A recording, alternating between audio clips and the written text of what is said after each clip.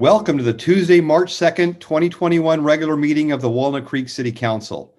This meeting is being held in accordance with the Brown Act as currently in effect under the State Emergency Services Act, the Governor's Emergency Declaration related to COVID-19, and the Governor's Executive Order N-2920 issued on March 17th, 2020 that allows attendance by members of the City Council, city staff, and the public to participate and conduct the meeting by video conference. Video conference locations are not open to the public. As some attendees may be participating in their first Walnut Creek City Council meeting or their first teleconferencing meeting, I wanted to welcome everyone and talk briefly about the public comment process. For each agenda item, there will be an opportunity for public comments on the item. Thus, if you desire to speak to an item on the agenda this evening, please hold your comments till the council considers that item. Additionally, we have a section on the agenda titled Public Communications, which is for public comments for items not on the agenda. Any comments during public communication should not relate to an item that is on the agenda this evening. Consistent with Section 9.5 of the City Council Handbook, 30 minutes will be initially allocated for public communications for items not on the agenda. Additional time for public communications for items not on the agenda will be provided at the end of the meeting if necessary. This process is consistent with Section 9.5 of the City Council Handbook, which was adopted July 15th, 2014 and amended on September 3rd, 2019, and will allow for all public comments to be received during the meeting for items not on the agenda. When I open the public comment period, use the raise hand feature or press *9 if you're connected by audio only, which will alert staff that you have a public comment that you would like to provide. We ask that everyone who wishes to speak on an item, please use the raised hand feature to state your intent to speak when the item is called. Please wait your turn, and once brought into the meeting, state your name and your city of residence for the record. Please keep in mind that this is a city business meeting. The City Council has adopted rules of decorum to ensure that meetings are conducted efficiently and effectively, and that all members of the public have a full, fair, and equal opportunity to be heard. All remarks should be addressed to the City Council. Please do not use profanity during your comments. As the council is conducting these meetings via video conference, and given the COVID-19 pandemic and the increased number of speakers that have wanted to make comments on various issues during our meetings, and consistent with city policies related to public comments, each speaker will have 2 minutes to make your remarks. The Zoom feed for each speaker will cut off automatically at 2 minutes. The council will accept oral comments. Written comments submitted have been and will be posted to the city's website for public review and are included in the meeting record, but will not be separately read into the record. To provide a live remote public comment, join the Zoom video conference meeting. The meeting ID and the password are the ID is 920-2902-6075. The passcode is 807829. Should you choose to not provide comments but would like to view the meeting, you may do so in one of the following ways. YouTube Live, you can visit the City Walnut Creek's YouTube channel. Cable broadcast on Comcast Channel 28 in the incorporated Walnut Creek City, or Rossmore Channel 26, Wave Channel 29, and AT&T UVerse Channel 99. And it live streams online on the city's website. So at this time, I'd like everyone to please join me in the Pledge of Allegiance. I pledge allegiance to the flag of the United States of America and to the republic for which it stands, one nation, under God, indivisible, with liberty and justice for all. Would the city clerk please call the roll? Councilmember Darling. Here. Councilmember Haskew. Here. Councilmember Silva. Here. Mayor Pro Tem Francois. Here. And Mayor Welk. Here. All right. Our first item is a proclamation, and I will read this first. Whereas March is American Red Cross Month, a special time to honor the kindness of our volunteers and neighbors who aid families in need every day in the city of Walnut Creek, across the United States and around the world. Their dedication touches millions of lives each year as they carry out the organization's 140-year mission of preventing and alleviating suffering. And despite the difficult challenges presented by the COVID-19 pandemic, people have stepped up to help others in need. Whether it was responding to this year's record-breaking wildfires and hurricanes across the country, rolling up their sleeves to give blood when our country faced a severe blood shortage, or supporting local partners to address urgent COVID-19 needs in our communities. And whereas last year in Contra Costa County, local families affected by 115 home fires relied on American Red Cross volunteers for comfort and hope, providing emotional support, addressing immediate needs, and helping families recover with emergency financial assistance or community resources. Contra Costa County residents donated 17,350 units of life-saving blood.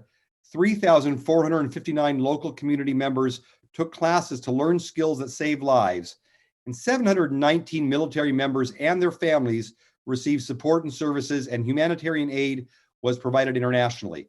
And during last year's COVID-19 pandemic, American Red Cross worked tirelessly beside its government, public health, and community partners to coordinate training efforts and a shelter exercise to plan for response during high fire danger and a pandemic, while safeguarding the health and well-being of our volunteers, partners, and the people we serve.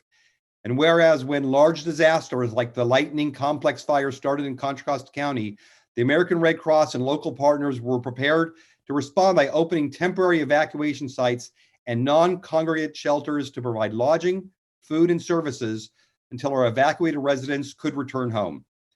As these devastating wildfires broke out around Northern California, Contra Costa Red Cross volunteers deployed virtually and in person to help neighbors in other counties and other disasters around the country.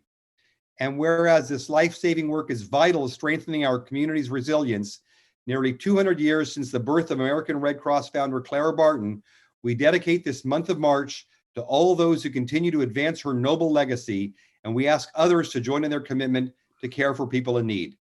And therefore, I, Kevin Wilk, Mayor of the City of Walnut Creek, on behalf of the Walnut Creek City Council, do hereby proclaim March 2021 as American Red Cross Month and encourage all Americans to support the American Red Cross organization and its noble humanitarian mission.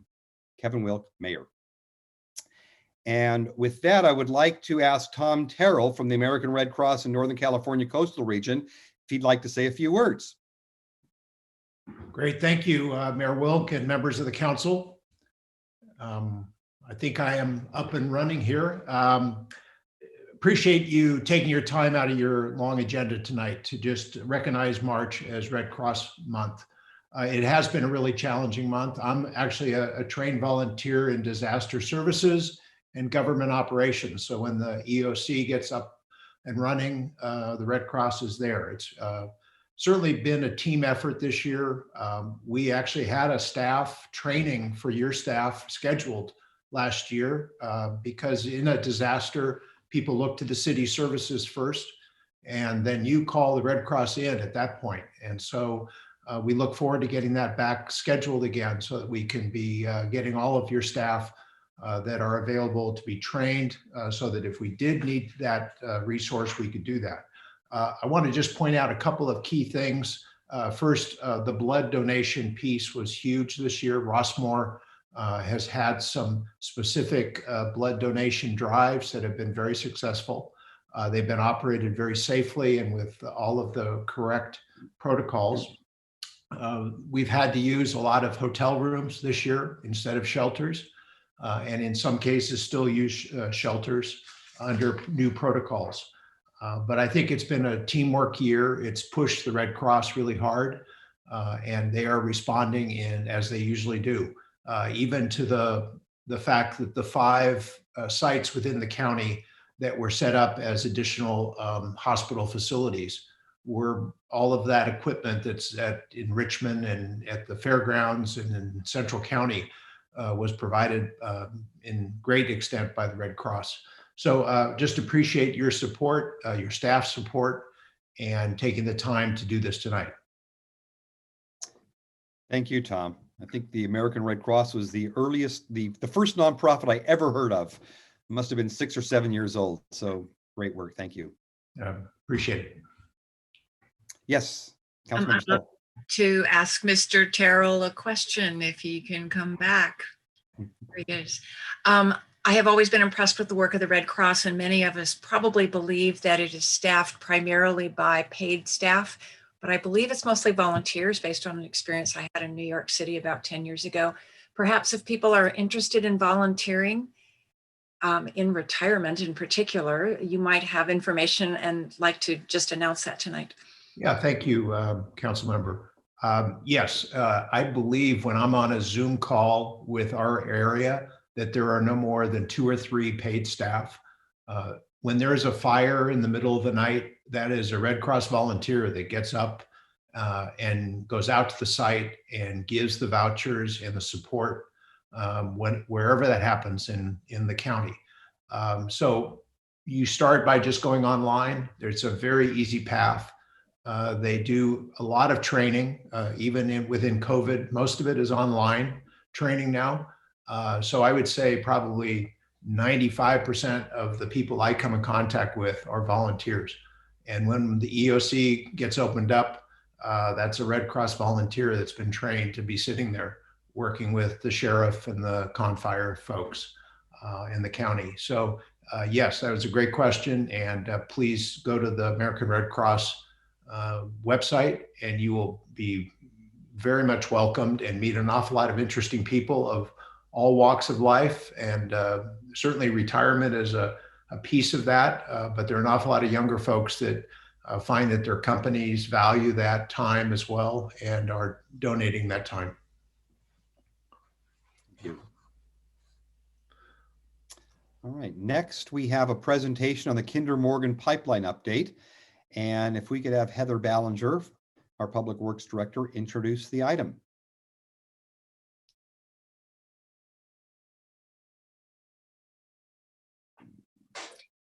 Good evening.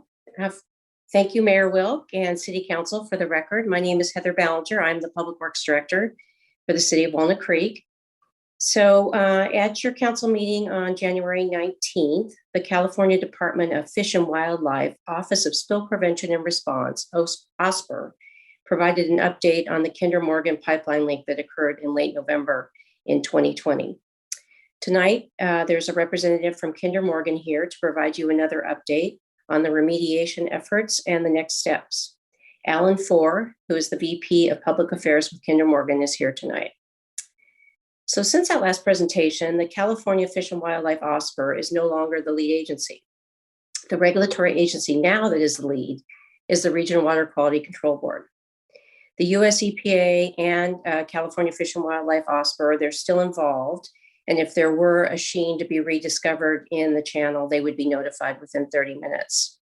But I think what the change indicates is that the work is transformed from emergency cleanup phase to a long-term remediation. So just by way of background, on November 20th in 2020, Kinder Morgan reported to Cal OES a loss of pressure due to a damaged pipeline that resulted in a gasoline spill into the soil. That first week, that leak was down by South Broadway in Walnut Creek. And in that first week, Kinder Morgan, they fixed the leak and they thought that only a minimum amount of gasoline has been spilled. However, on December 3rd, the Department of Fish and Wildlife OSPR received a report that there was sheen in the flood control channel, the San Ramon bypass, located there by the Iron Horse Trail and Civic Park in that area. So initially, we thought that those two incidents were unrelated. However, in early December, it was determined that they were related, and 750 to 1,000 barrels, which is around 31,000 to 42,000 gallons of product, was released into the channel and had daylighted in that area.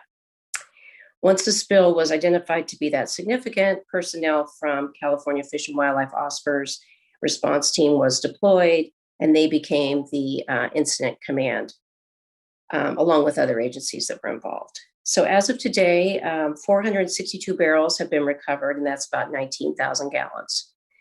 So tonight, I'm going to turn it over to Alan Four, and he's going to provide you with the current status of the remediation efforts and the plans going forward. And then we'll both be available for any questions. And with that, I think Alan is on the, is he brought in? There he is.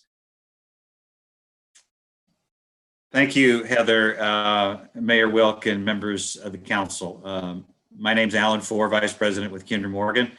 and wanted tonight to give another update on the status of our recovery and remediation efforts related to the pipeline incident that Heather referenced.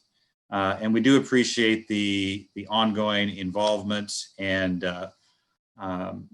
oversight of the city of Walnut Creek as part of the now Incident Command. I had a chance to meet with Heather and the city engineer this afternoon, out off of the Iron Horse Trail at the Confluence area, and talk about what currently we're doing and what we're planning on doing moving forward. And the city is involved in a minimum of a weekly call with the Incident Command, as well as regular communication with Kinder Morgan and our representatives and others that are part of this effort. So we appreciate the diligence that the city has taken in making sure that information is shared with the public, updates are being made, and that information is being shared.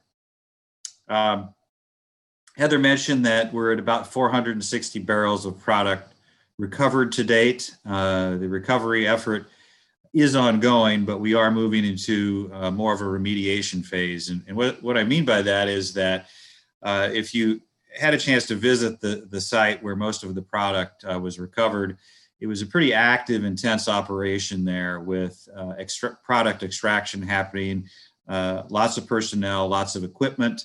And we have removed the significant amount of product that we believe is in that area.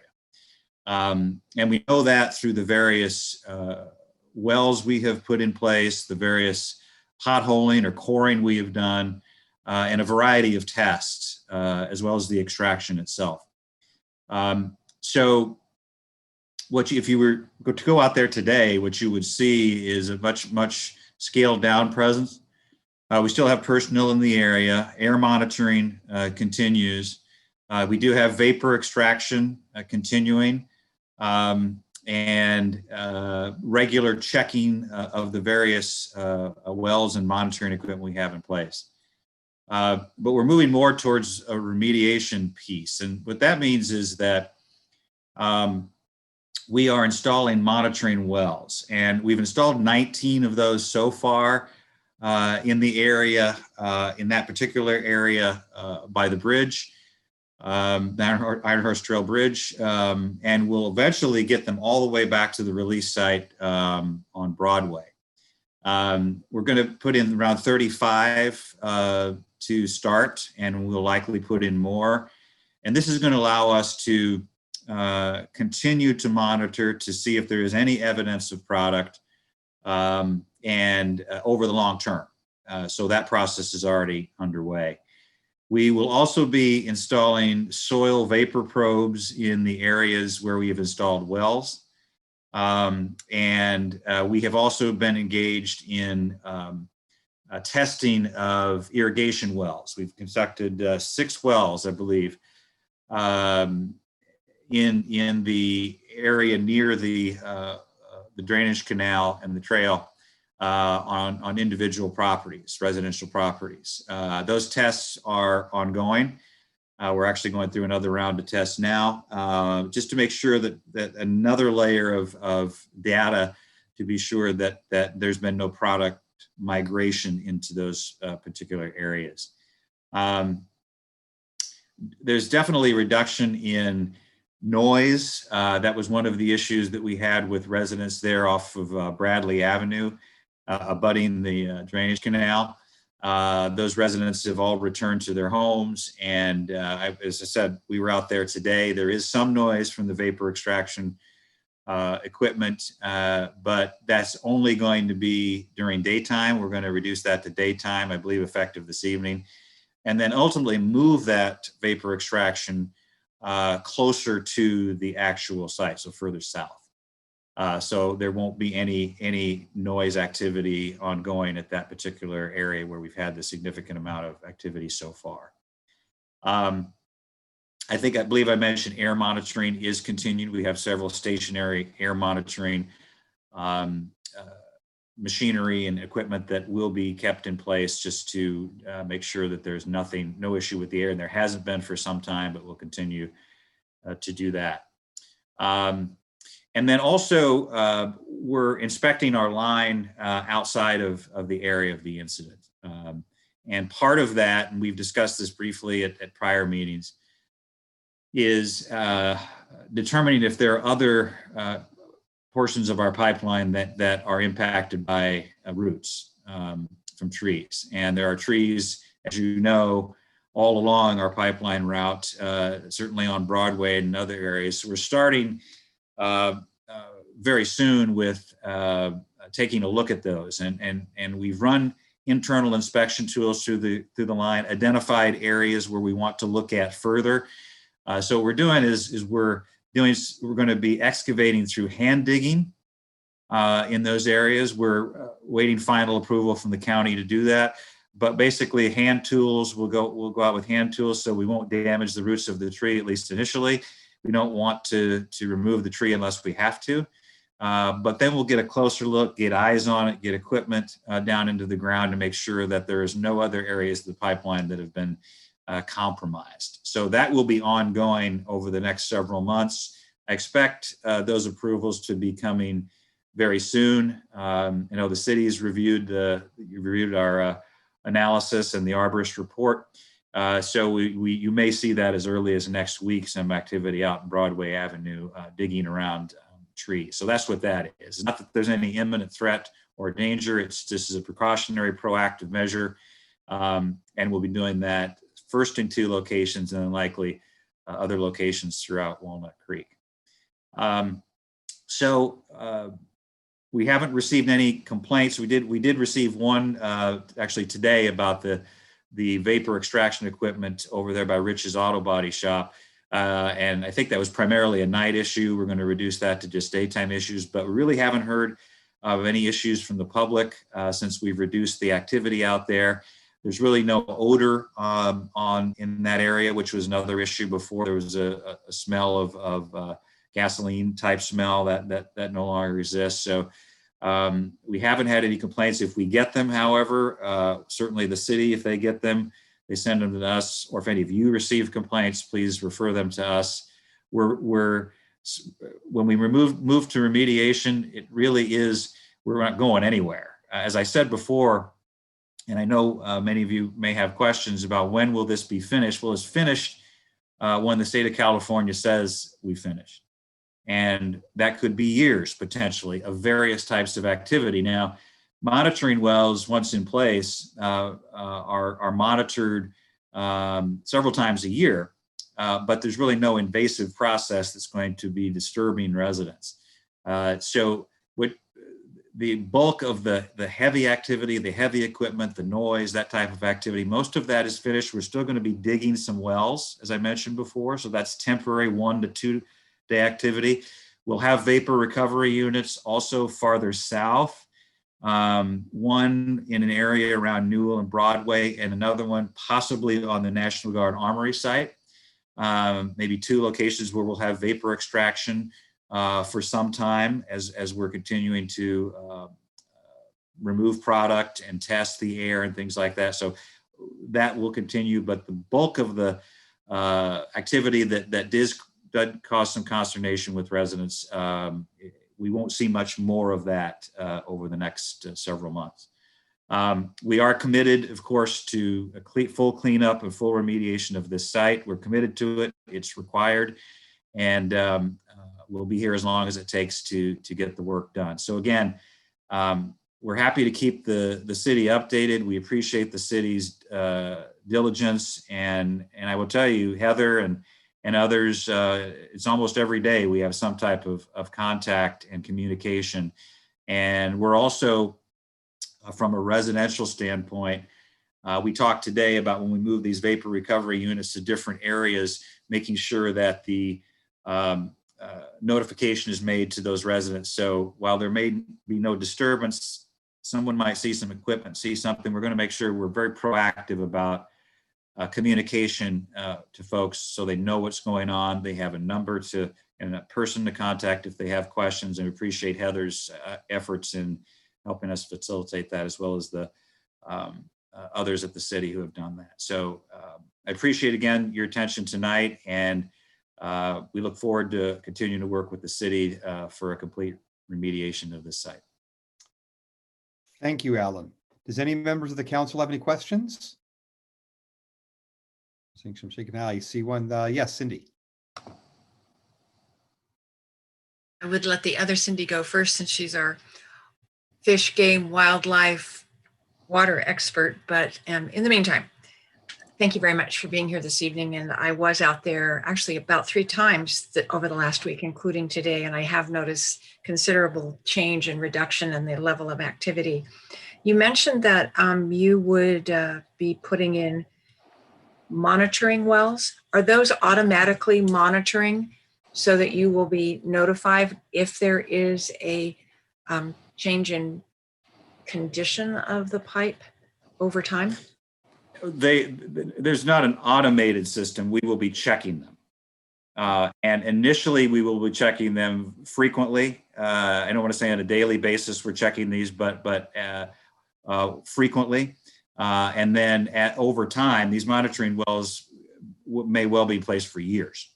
Then it will be a less frequent, unless there's some indication that there's a smell or an odor or something like that that would prompt us to come out. But it's not automatic, but it is frequent. And then the other monitoring is the air and the vapor That's monitoring. correct.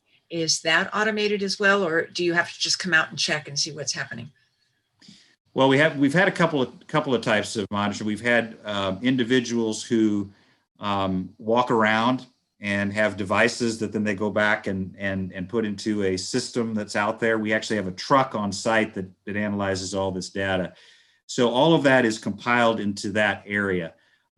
It's a good question about whether or not there's any ability to transfer that communication from, because we have a number of different types of devices out there.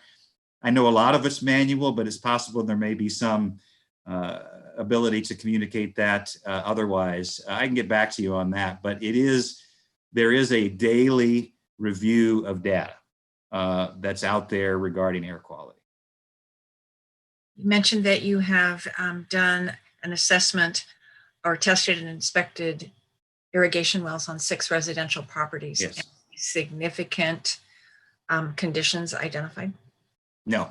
We are retesting though. Some of the initial data was confusing and there were different interpretations. Nothing of a concern that would lead to any kind of a environmental issue or anything like that. Just some of the data that needed to be retested, and that's what we're in the process of now. But nothing we've seen that would be an indication that there's been a product migration towards those wells or in those wells.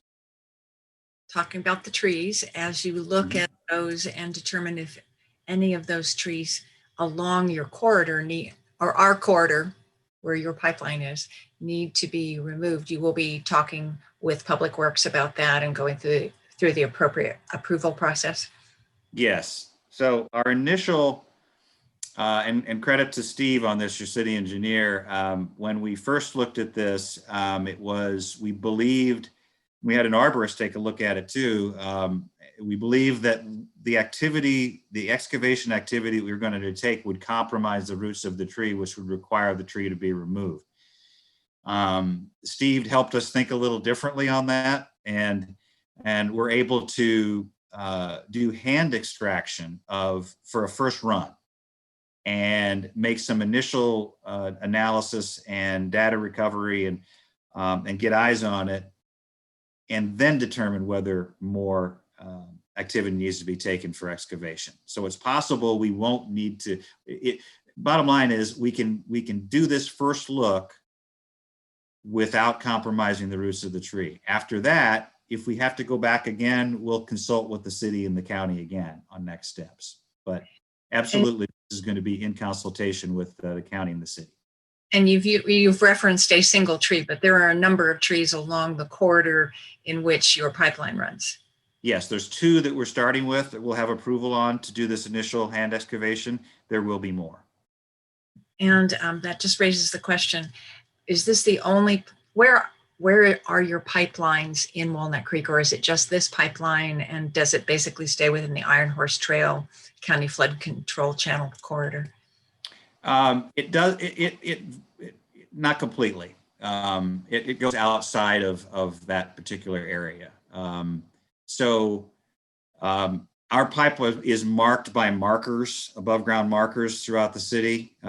So if we find areas that are, in areas that we have to do some type of excavation, whether trees or otherwise, as we do anywhere in California or in the country that potentially need excavation, we call them integrity digs, is what we call them.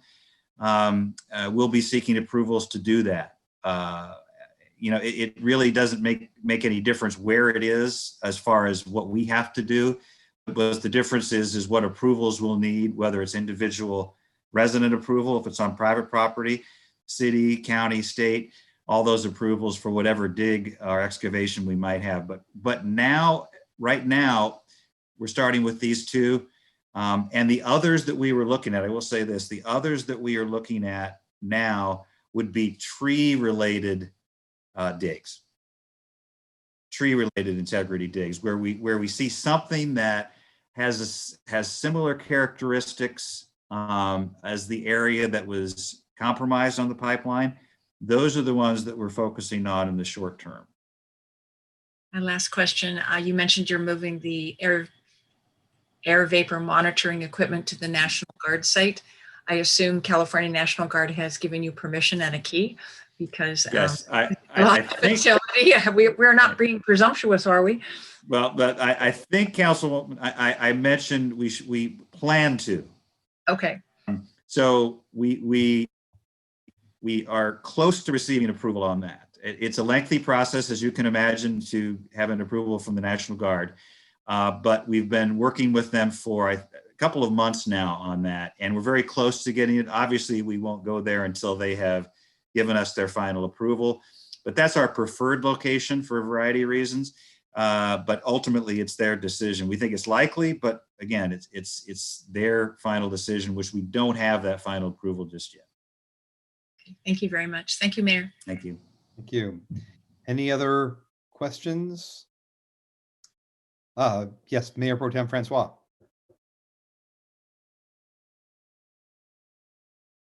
Thank you, Mayor, and thank you, Mr. Four, for the very comprehensive update.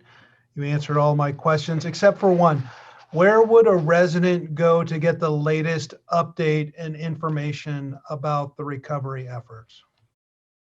That's a good question.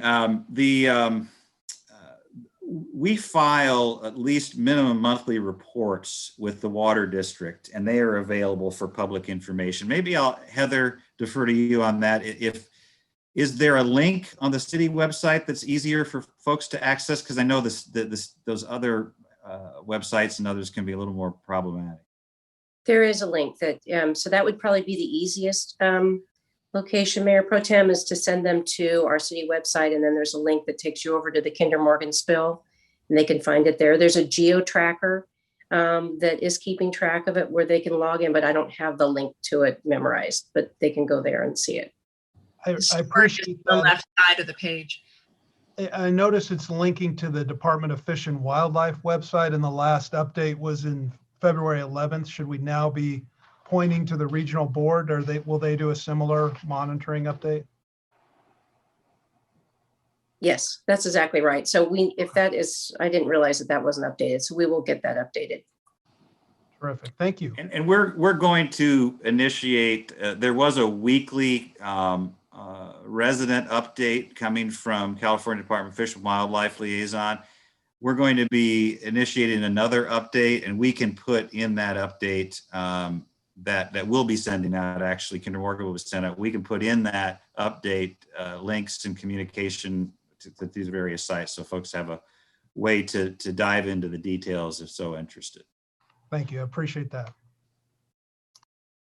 All right, anybody, any further questions? Looks like I'm getting shaking of heads. Great. Well, Alan, thank you very much for the update. Appreciate this. Thank you, Mayor. Heather, thank you too.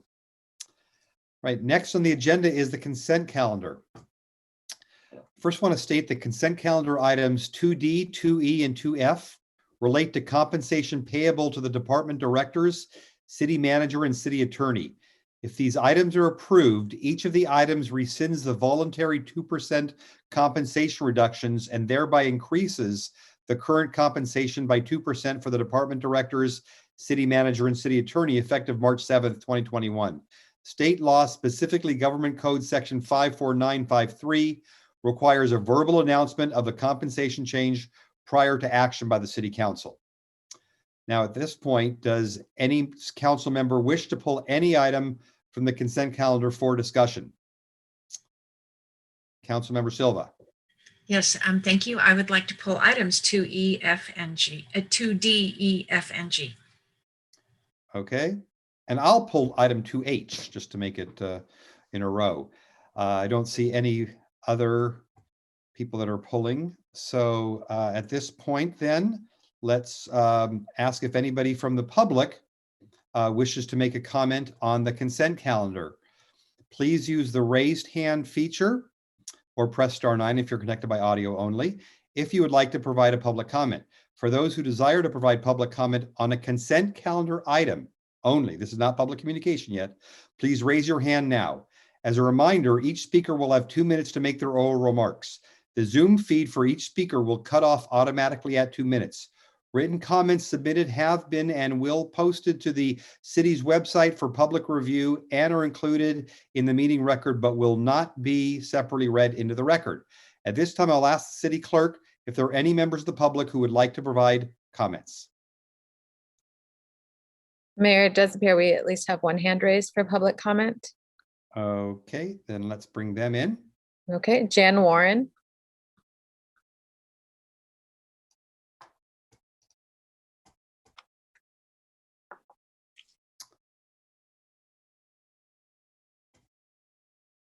Okay, hi, Jan. That was a mistake, and I took my hand back down. Sorry. Okay, then. I'll wait. We'll talk to you soon. Okay, well, if there's nobody else then, is there first a motion on the consent calendar items that have not been pulled? I move to accept items A through C and I through K. Second. We have a motion and a second. Susie, could you please call the roll? Sure, and that includes the revised minutes for February 16th and an updated cover page for the warrants. Correct. Councilmember Haskew, Aye. Councilmember Silva, Aye. Councilmember Darling, Aye. Mayor Pro Tem Francois, Aye. and Mayor Wilk. Aye. Motion carries unanimously. Okay, so let's go to the pulled items, and Councilmember Silva, we'll start with you on those.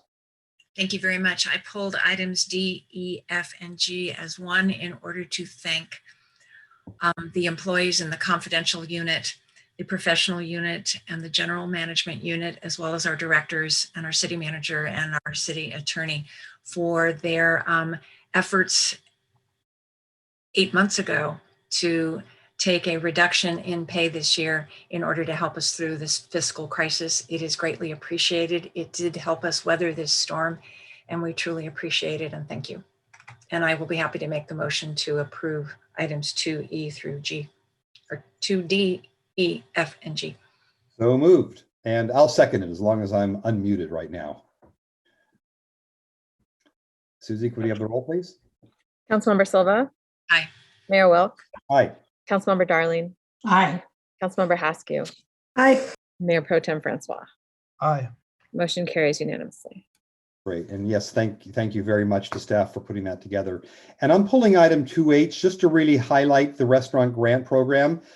During the rebound committee that Councilmember Silva and I are on board with on the ad hoc committee, we worked with staff and we're recommending changes to the restaurant grant program where we're accepting some alternative financial documentation of a need to include submission of either a Q3 of 2019 and a Q3 of 2020 of a P&L statement, or the full 2019 and 2020 annual profit and loss statements. So it just gives a little bit more flexibility. We're also establishing a new level of grants. Essentially, it's a tier 2 for businesses with 10 to 24% loss of total revenue at the grant amount of $5,000 that if they're a full service restaurant, or $2,500 if they're a bar and a quick serve restaurant.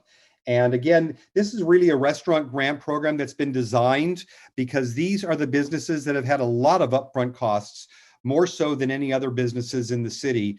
And they have to continue to have these costs, whether it's for winterizing in the past, providing accommodations for outdoor dining now, as well as when it's time, and hopefully we'll be in the red tier within the next couple of weeks, but when it's time to open up for indoor dining, these restaurants can't just flip a switch and they're open. They have to prepare, they have to get staff on board. They have a delay, unlike many other businesses that can just open their doors. And that's really why we created the restaurant grant program. It does not mean that we do not recognize that all of these other non-restaurant businesses have suffered tremendously in the last year. And we all understand and feel that pain with you. But we had to make the determination with the finite amount of money that we had to help a sector that was in dire need, and more so because their upfront costs and their costs for staying in business are extremely great compared to other businesses. So in any case, I will make the motion to approve that unless there's some other kind of discussion to have on the city council, and really appreciate the fact that we are able to help restaurants. I see our city attorney, Steve Mattis, raising his hand. Yeah, Mr. Mayor, we would just note for the council's information that because the request of the council was very specifically defined from the ad hoc committee, we did go ahead and put together a resolution that is included in your packet, which would allow the council to act on the resolution to approve the changes. That would avoid the need to come back at your March 16th meeting on it. Thank you, Steve. So with that, and knowing that we have the resolution in there, I will make the motion to approve item 2H along with the resolution. I will second the motion, and I would augment as well that the other thing that restaurants experience is when they're suddenly shut down, they lose their inventory of food that is perishable. And so that continuous reinvestment in perishable items, meats, fruits, and vegetables, as can be significant. So thank you very much for your explanation. And that's an excellent point as well. All right, we have a motion and a second. Susan, if you could read. Mayor Wilk, Aye. Councilmember Silva. Aye. Councilmember Darling, Aye. Councilmember Haskew, Aye. Mayor Pro Tem Francois. Aye. Motion carries unanimously. Great. All right. Now let's get to that red tier. Help all these businesses. Okay. Next, we have on the agenda public communications. So this portion of the meeting is reserved for comment on items not on the agenda. Under the Brown Act, the council cannot act on items raised during public communications, but may respond briefly to statements made or questions posed, request clarification, or refer the item to staff. Consistent with section 9.5 of the City Council Handbook, 30 minutes will be allocated at this time for public communications for items not on the agenda. Additional time for public communication for items not on the agenda will be provided at the end of the meeting if necessary. Does any member of the public wish to provide public comments at this time? Please use the raised hand feature or press *9 if you're connected by audio only, if you'd like to provide a public comment. For those who desire to provide public comments on an item not on the agenda, please raise your hand now so we can identify the total number of speakers that desire to speak at this time. As a reminder, each speaker will have 2 minutes to make their oral remarks. The Zoom feed for each speaker will cut off automatically at 2 minutes. Written comments submitted have been posted to the city's website for public review and are included in the meeting record, but will not separately be read into the record. At this time, I'll take note that the time is 6:44, and we will take public comments on items not on the agenda until approximately 7:14. And we'll just say 7. By the time I finish reading this, it'll be 7:15. And then the remainder of any such comments at the end of the meeting. City Clerk, are there any members of the public who would like to provide comments? We do have multiple speakers. I can go ahead and bring them in. Okay, great. Thank you. First, we have Lydia Jung.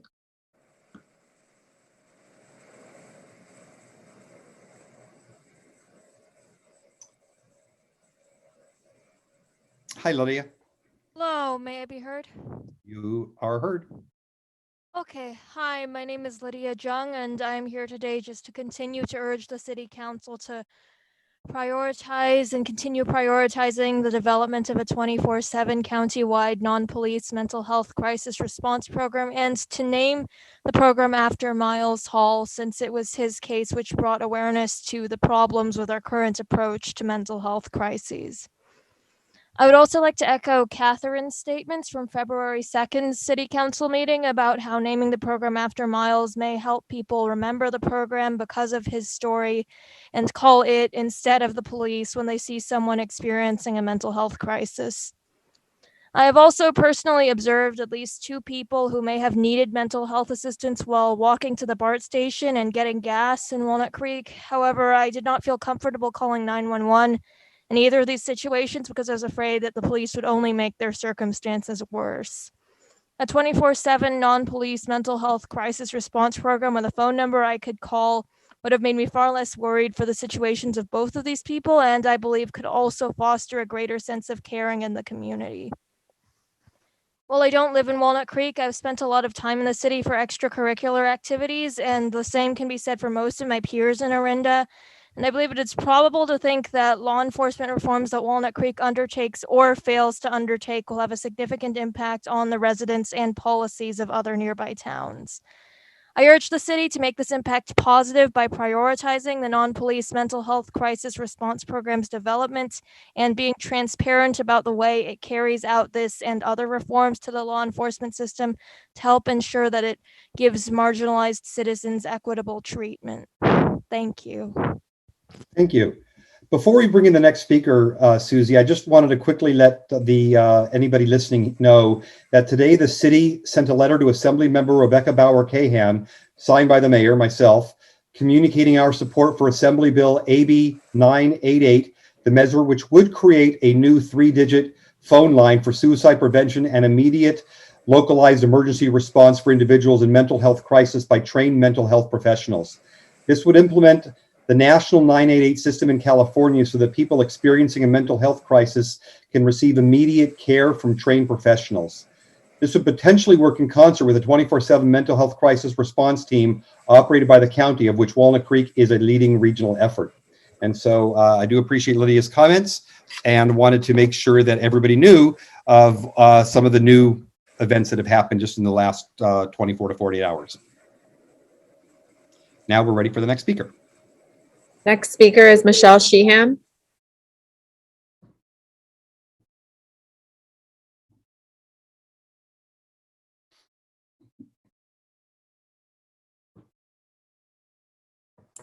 Now you can hear me. Yes, we can. Okay. Hello, all. I'm Michelle Sheehan, a Walnut Creek resident, speaking on behalf of Save Seven Hills Ranch. In prior public comment, I have addressed the infirmities with Speaker Development's document in regard to the city's Lot A. But it's not really about the document. It is about retaining your influence over what happens at Seven Hills Ranch. Well, the ideal would be that the public finds a way to acquire and preserve this beautiful piece of nature within our city, a logical addition to our existing heavily used park. We may all have to settle for some development at the site. Shouldn't we ask for something more than the proposed plan? Something that retains some of the character of the land, allows some through walkways for Heather Farm Park users, allows some opportunities to enhance the creek channel, and maintains the incredible views from the ridgeline. Something better than a walled off, leveled down, inaccessible compound. Asking the county to deny the developer's request for a general plan amendment, which allows this intensity of development, is something you, as city's representatives, can do. Regardless of the work your staff has done to facilitate this development, it's still okay for you to say that this idea at this location is just too much. It isn't really about traffic or Lot A. Unless we find a way for public acquisition, whatever goes in at Seven Hills Ranch will generate noticeable traffic. Well, traffic is a huge concern for many residents. Our main concern is an opportunity lost. Please hear this message, an opportunity lost. Please retain your influence and ask for something better. This property deserves it. Your city park deserves it. Call to mind your park and its 1.5 million visitors per year. Call to mind the 2-acre nature area in that park that is used to exhaustion. Ask for something better, make something better happen. Please visit our website at save7hillsranch.org. Thank you for listening once again. Thank you, Michelle. Next speaker is Catherine Wally.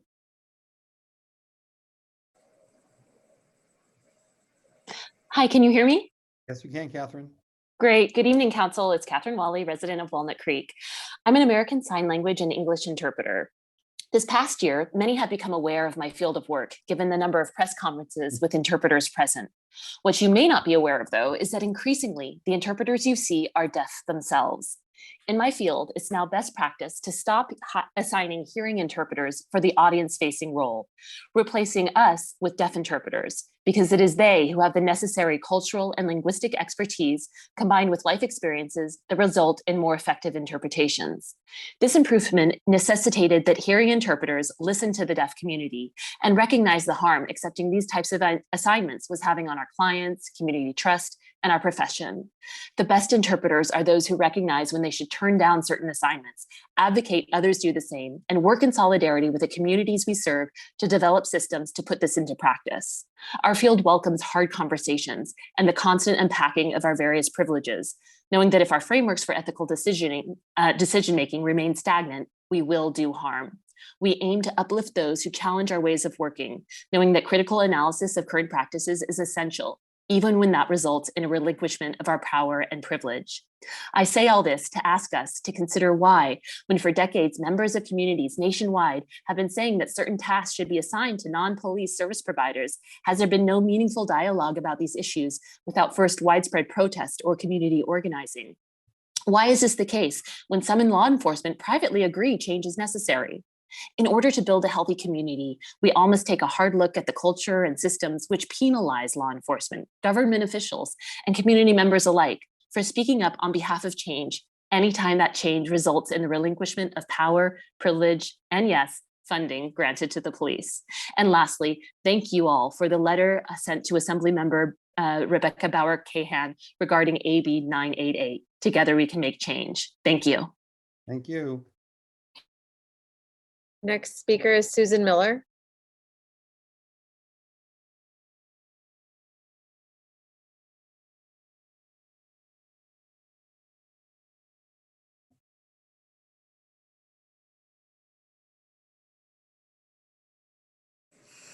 Hi, can you hear me? Yes, we can. All right, good evening, council members and mayor. My name is Susan Miller. I live in Walnut Creek. I live in the Rancho Paraiso area, and it's recently come to our attention via our homeowners association that the city is planning on constructing a new mountain bike trail, mountain bikes only, in the Lime Ridge open space immediately adjacent to our development, and indeed with access in our neighborhood to that trail. We are against this project, which is so close and even within our neighborhood. We have not been involved to date, but apparently city staff has been working on this for quite some time. So we were very surprised that we just learned of this very recently. The concerns are too numerous to cover in 2 minutes, but they include increased traffic congestion, particularly in the vicinity of where the access would be, increased risk of fire, as staff is already admitting they're having problems keeping electric bikes out of the open space area, increased environmental impact and hill erosion, increased noise and disturbance to the residents, decreased capacity for the very many hikers and equestrians that use the whole area, and potential violation of existing open space agreements. So we would like to request a broader conversation with the residents of Rancho Paraiso before this proposal moves any further. Thank you. Thank you, Susan. Next speaker is Ava Scattergood.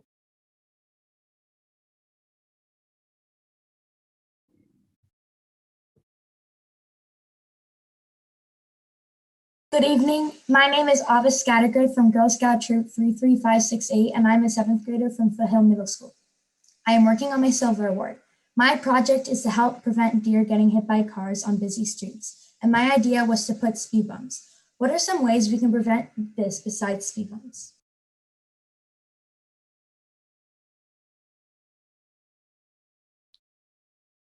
You're on mute, Ava, if there's more to say. That was my question. So at this point, we are not really able to answer specifically on this particular item since it's public communication. I believe I'm actually speaking in front of your Girl Scout troop this week. I think it's Friday. I haven't looked at my calendar for the whole week yet. But we can certainly talk about some of the different ideas that can come up then, and we'll be working with our Public Works Department to come up with all sorts of different options that we can look at for a variety of different needs. Does that help for now? Thank you. Welcome. Next speaker is Nikki Letcher.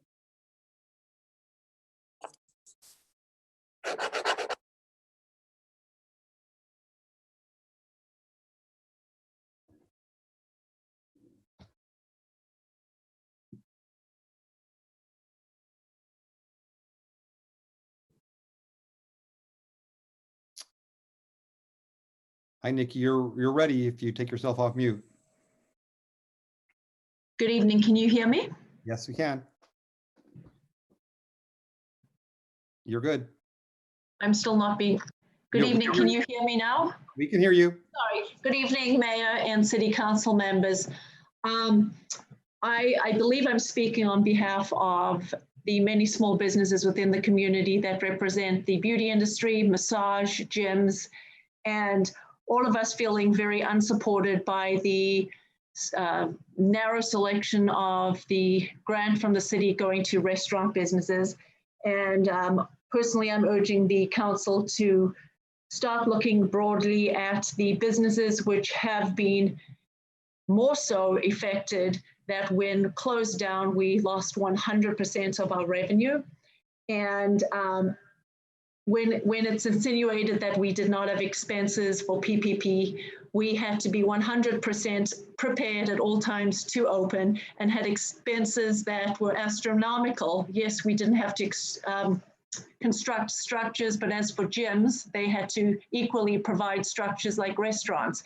And I'm talking about gyms, and that's not even my business, but I'm just trying to look out for every small business that exists in our community. So when I look at all the support that I have 7 salons in 7 different cities, 4 of them provided grant opportunities. And like at the federal level, state level, and local level, most of these looked at P&L analysis. They took the overall losses that we incurred from the pandemic. They then deducted the expenses that you had and came up with a good determination who was most in need of any support. And when you say that they lost a lot more because they had to have more expenses, at the end of the day, it's dollars and cents, it's economic analysis. And when you're shut down for 10 months and have lost 50% of your staff, when you are literally told tomorrow you can open, we cannot open unless our staff is trained according to state regulations, which takes us 3 weeks. So I urge you to support all of small businesses. Thank you. Next speaker is call-in user 1925-818-6530.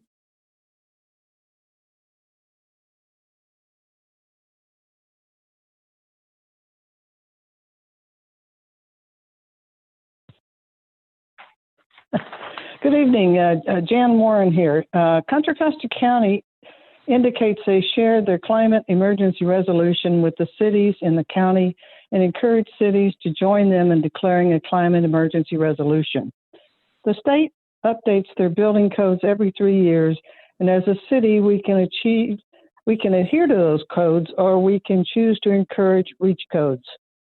California state law SB 1388 creates a process starting January 2022 to put into place changes to reduce food waste, which is a big contributor to greenhouse gases and the warming of the planet. It's well known and proven that when goals are put into place by individuals, sports teams, businesses, industry, and government entities, the goals are more likely to be met or exceeded. Add incentives and the accomplishments are even greater. Consider that Ford Motor is coming out with 40 new EV models just next year. We have the greatest incentive of all, the health of our planet and family and human family siblings. I feel one of the greatest examples of leadership is to inspire people towards a reachable goal together. While the city has a great list of achievements on climate, the period of 2020 to 2030 is critical to set high reach goals. As each year we wait, it gets harder to reduce the impacts we're experiencing. Sometimes a statement may seem empty to some people, and so why is it necessary? Words matter, and matter even more when followed up by action, since we're playing catch up to reduce GHGs and the warming of the planet. I asked the council to pass a climate emergency resolution to encourage the residents of Walnut Creek to join in following the council's lead. The city's goal won't be achieved by just what the council does. We need the residents to act as well and to feel their participation is needed.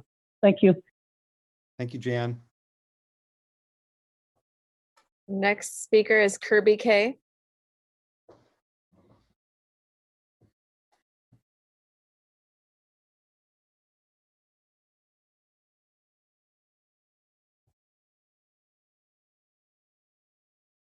Hello, Mayor Wilkin, council members. Thank you for your support tonight. And thank you for the laudable efforts with the restaurant grant. And I am talking as well to help urge you to try to find some more limited funds. I know the funds are very limited, and you're probably getting a lot of requests from a lot of different places due to the COVID issue.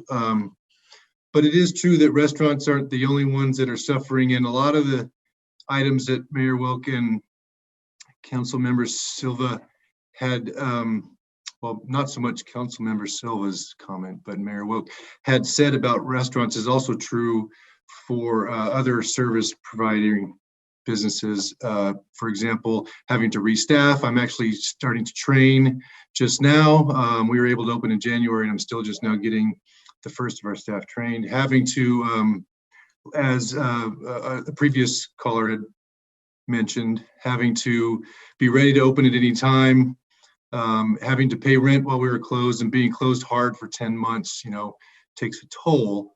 So there are a lot of us out here, not a lot on the call or at the meeting tonight, but I wanted to take the time to, first of all, thank you guys. You know, I know it's not an easy job. And then second of all, urge you to see if there's any way to open it up to other businesses, because a lot of us have suffered like 100% revenue loss. So we weren't able to open for pickup or for side anything like that. I didn't have anything written, so I'm going off the fly. I wanted to jump on here before the meeting closed, and I appreciate your time tonight. Please do see if there's anything you can do for us. We're hanging on, and we do bring in clients and other things from other cities, so it is a boon for the restaurants as well. Great, thank you, Kirby. Before you go away, it looks like Councilmember Haskew has her hand up. Actually, Luella, I don't know if it's for Kirby or just in general, but No, it's Kirby. I would like to know what his did he disappear? I would like to know what his business is, and does he have other people that he would like to highlight? Well, so my business is an eyelash extension salon in the Orchards shopping center in Walnut Creek. There's also some other businesses, actually one that's next door, which is a massage business. They're still closed hard because they can only take, well, they're not closed hard, but they can only take certain clients with a medical letter from their doctor, stuff like that. I guess it would be for medical massage. But, and the Crunch Gym, which is in the same shopping center, was closed for a long time. They were finally able to open outdoors. But mostly for the service industry, because, you know, it's a perishable item, you know, not food so much, but the time that we have to do the services. If we're not in the salon and we're not available to do it, then that time that's there to have a person that we can work on is gone, and it's perishable that way. So Thank you. Thank you for increasing my understanding. thank you, Kirby. Thank you. Okay. Mayor, I don't see any additional hands raised for public comment. Okay, then we will close public comment for the evening. There will still be comment, of course, on items that are on the agenda, but we'll close public comment now for the evening. Before we move on to council member and staff announcements, let me just ask, does any council member wish to have any questions for staff based upon comments that we heard, or comments that you would like to make based upon public comments that we heard? And I see Mayor Pro Tem Francois's hand shot right up. Did. My timing was off, but I was ready. Thank you, Mr. Mayor. I had a question for our Public Works Director, I believe, and it's in regard to Ms. Miller's comment concerning the Trails Committee report and the potential new trails in Lime Ridge. Hi, Heather. Hi. And I'm wondering if you could educate me and perhaps the public on the status of that report and what the next steps in the process are and the opportunities for public comment. Yes, the trail that the comment was referencing is a part of an overall plan that we've been working on. It's a management plan for both Shell Ridge and Lime Ridge in the open space. It was presented to our Pros Commission in December and then again in February. And again, particularly to that trail, we'll be back in front of Pros in April. And so on April 5th, we'll be coming back with an update on that plan. And one of the things we'll be discussing then is that flow trail that the caller was referencing. So we're not anywhere far along as she referenced. We've been just doing preliminary layouts and environmental review. And so we've heard a lot of the comments from the community, and we plan to have a lot of answers for them at the April 5th meeting with Pros. Does that help? Or it does. Will April 5th be the date? Do you envision Pros will adopt the recommendations at that hearing, or will there be future hearings after April 5th? I'm not sure. They could direct us either way. They could ask for more information and have us come back, or they could give us a definitive direction. On the overall plan, in the December meeting and in the February meeting, they were very receptive, as were a lot of the callers, and liked a lot of the items that were in the plan. Because the plan is not just about that one trail. It's about lots of things: safety, education, the environmental. So it's a comprehensive plan for the open space. I guess if you can too, then just the relationship between the plan and the trail. The trail is definitely shown on a map in the plan, but because the plan is a series of recommendations, there's more process and approvals that would have to happen before that trail gets built. Is that right? That's right. Yeah, but we would go through an environmental process that we're doing now. As I mentioned, we're doing an environmental study of where the trail would go. So it's an operational trail, though. We build trails in our open space all the time. So this is just another opportunity to build a trail. But we will be going through more review for sure. Okay, thank you. So actually, let me just quickly add on to that then, Heather. So when people are writing, the most efficient and the best way for people to have their voices heard is to go through the Pros Commission right now and to speak at the Pros meeting in April. Is that correct? Yes, that's correct. Okay, thank you. Councilmember Silva. Before Heather leaves, Heather, will the April 5th cover the issues that seem to be in question and may not, just clarification on where the primary access would be, where that trail would be located, where restroom facilities would be, et cetera? Yes, we've been hearing their concerns, and we have I think some good answers for them, and we'll be clarifying that at the April meeting. Yeah, and let me just add as well, if I could, Dan Buckshire, City Manager, that city staff have received inquiries from 10 to 15 residents, and responses to many of these concerns have been provided, and folks have been directed to participate at the Pros meeting. So that information has been shared regularly, and without going into too much discussion on this item because it's not on the agenda, the Trails Committee was created approximately 2 years ago, if not longer, and is comprised of members from all types of users who use the open space, whether it be hikers, bikers, equestrian, conservationists who would like to see preservation of natural resources. And those members have been working on ways to better manage and utilize the open space both in Lime Ridge and Shell Ridge. And so it's really about how to find a balance amongst all of those different interests. And as I think your council is aware, and probably many members of the community, usage of the open space has increased dramatically this past year. And certainly I would never consider a 2-year process to be hasty by any stretch. But the reason it was brought to PROS in December was to try to get this moving through a little more quickly, as opposed to betting it for another 6 months or a year, because of the heavier usage, so that we can have better increased compatibility of usage, not only in Lime Ridge, but also in Shell Ridge, in order to better accommodate those that would like to really use the beautiful resources that we have here at Walnut Creek. So that's the overall intent of the plan. This flow trail is one very minor component of the overall package that's being considered by PROS, again, on April 5th. May I ask one more question? And just to confirm, this is within the authority of the Park Recreation and Open Space Commission at an operational level, in the same way that there were questions about cattle versus goats back about 12 years ago in Acalanes Ridge open space. That's correct.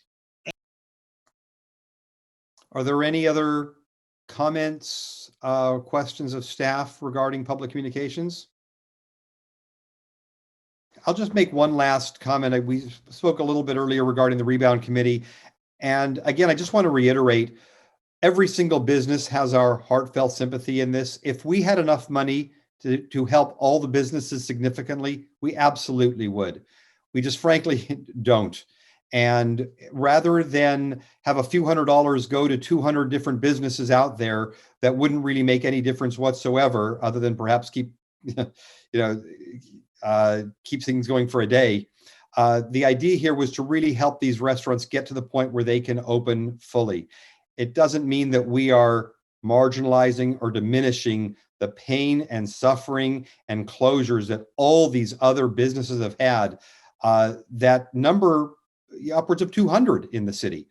And if we were to have a windfall of millions of dollars that we could look at, I have no doubt we'd be talking about this. We just don't have it. And the best that we can hope for right now is to continue to keep the restaurants going on the footage that they are. We've already seen a number of our restaurants go under, as well as many other businesses, of course.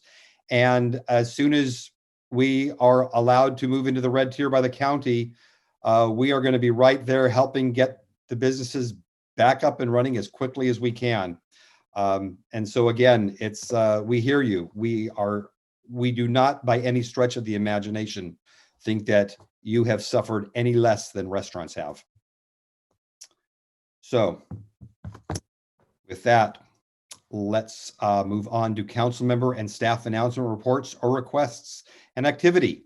So we did not have any closed session announcements. Do we have any city manager reports? Yeah, just briefly, Dan Buckshire, city manager, also serving as emergency services director, that we are still in a local state of emergency related to the pandemic. Thought I would provide a brief update with where things stand. As you're aware, we are still in the purple tier for the coding system created by the state. The latest information that I've seen, it's anticipated Contra Costa will remain in the purple tier for 1 to possibly 2 weeks. And then hopefully we would move to the red tier. Purportedly, there'll be more information coming from the state later this week about the tier system and the metrics that they're tracking to determine when various regions of the state would move into the various tiers. So there could be another update later this week that could change that status. So we'll wait and find out what happens. And then related to the vaccine, continued progress is being made. We are now for Contra Costa County, roughly 25% of residents have received the first dose and 11% have received the second dose. And in Walnut Creek, the numbers are considerably higher. We're at 40% for the first dose and approximately 20% for the second dose. So good progress being made. As we've stated before, it's the county's target to have 1 million doses administered by the 4th of July. For the county itself, they were targeting to have about 7,000 injections a day occurring. They've actually been exceeding that, closer to 10,000 a day, plus those provided by pharmacies, by the state, and by private healthcare providers. So I encourage folks to go to cchealth.org and look to see if you are eligible to receive the vaccine. And if so, to look at the various options, as I mentioned, which include healthcare providers, the county, the state, as well as various pharmacies, including locally CVS, Safeway, and Rite Aid. And that's it this evening there. Thank you, Dan. All right, let's move on to council member updates. And why don't we start with Mayor Pro Tem Francois? Thank you, Mayor. Along with Council Member Haskew, I attended the Finance Committee meeting on February 17th, where we received budget updates and updates on the long-term financial forecast that we'll also be hearing as a full council tonight on tonight's agenda. I attended the Recycle Smart Personnel Committee meetings, two of them, where we discussed the annual cost of living review and the performance evaluation for the executive director. With Councilmember Silva, I attended the Recycle Smart board meeting last week, where the focus of the discussion was on compliance with a law that was referenced earlier tonight, SB 1383, that requires a reduction in organic waste disposal by 2025, that 75% of the organic waste that was going into the black can now should be going into the green can, and the target is to achieve that by 2025. It also requires that certain food generators, restaurants and supermarkets in particular, recover the maximum amount of edible food that would otherwise be discarded so that that can go to people who need it. And it has a component that requires local agencies, including ours, to abide by organic waste product procurement requirements. And that essentially means that we'll have to purchase a certain amount of finished products derived from organic discards, things like compost, mulch, and recycled paper. And the Recycle Smart board staff will be in contact with our staff to talk about what those requirements are and the monitoring calculators and mechanisms that are available to us to see where we are now and where we need to be in a few short years. As a council liaison to Rossmore, I attended the Golden Rain Foundation board meeting last week. I provided an update on our city financial picture, the rebound program, the restaurant grant program, and our council priorities, both the current ones and the ones that we'll be talking about later this month. I heard about their emergency planning efforts. They were very thankful for the work our city manager has done in working with them, as well as the police and fire and county OES, to develop plans for emergency evacuations of Rossmore if that were to be needed in the case of wildfire, or earthquake, or other emergency. And they informed me about some of the plans they have in the future in that regard, and I was pleased to hear about that. Reporting back, the board members thank the city and the council for our prudent fiscal management, and also for allowing Tice Gym to be used as a COVID vaccination site. Then along with the mayor, I serve on the legislation committee, and along with the mayor and deputy city manager Carla Hansen, met with Assembly Member Tim Grayson to discuss our council legislative priorities related to the pandemic, mental health, and affordable housing. And that is my report, Mayor. Thank you, Matt. Let's go to Cindy Darling next. Okay, so this, I was sworn in on the MCE board, which MCE is the energy provider that we are part of here in Walnut Creek, and it's a great effort, really. And I've got sworn in on the board. I've also been appointed to the executive committee, so I can start helping them work through some of their challenges. They did report out that with the current economic crisis, they are working with everybody that's their customer that's fallen behind on their bills, and making sure that they do targeted outreach to them to get them signed up to whatever program can help provide the relief that they're looking at. And they have a whole bunch of resources that they use to help people keep up with their bills. And then they talked about the cost this year for the green energy. Of course, their generation cost is going to continue to be lower than PG&E, but there's a little fee that gets put on top of it that goes to PG&E. And so they're working with the California Public Utilities Commission to make sure that we right size that PG&E fee, so it continues to be not only a green source of energy, but a very affordable source. So that's my thing there. And this is not quite a council thing, but Community Service Day, led by Cindy Silva, will be coming up in April, and I'll let her talk about that part. Thank you. Thank you. All right, let's go on to Councilmember Haskew.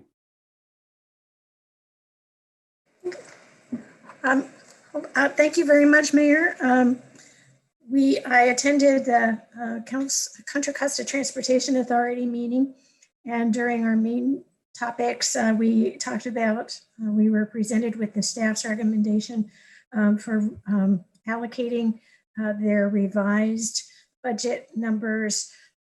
Contra Costa Transportation Authority works under Measure A and J, and we have to forecast when those measures will no longer be in existence, and make sure we have enough money to meet those standards to accomplish those things that we have.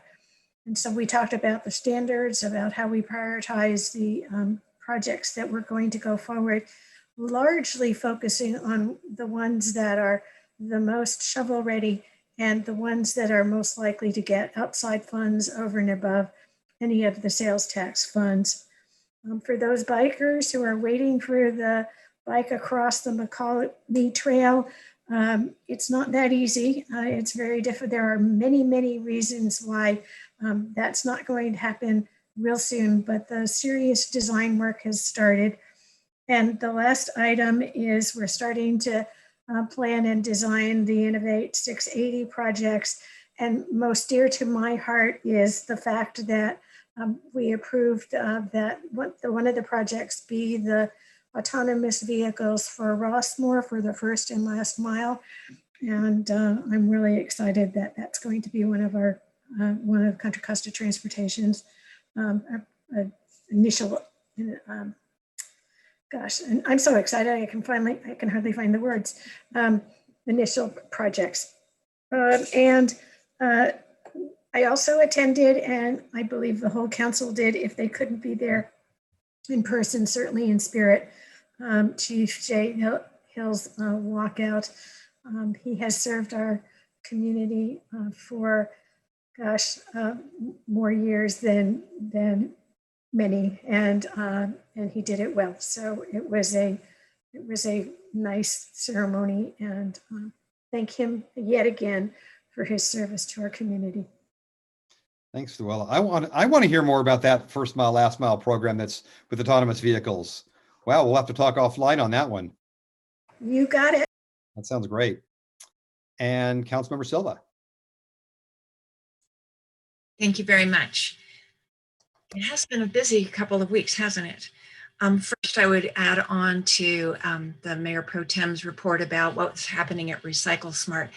I will mention that SB 1383 is the most stringent recycling related legislation that has come through the state of California, probably since the first bill was adopted 30 years ago. And Recycle Smart will be handling the implementation of all of our requirements to meet the guidelines of SB 1383 for the 6 agencies that participate in Recycle Smart, which is relief, but it's not a de minimis amount of work. In fact, it's significant, and we will, our staff at Recycle Smart will be working hard on that.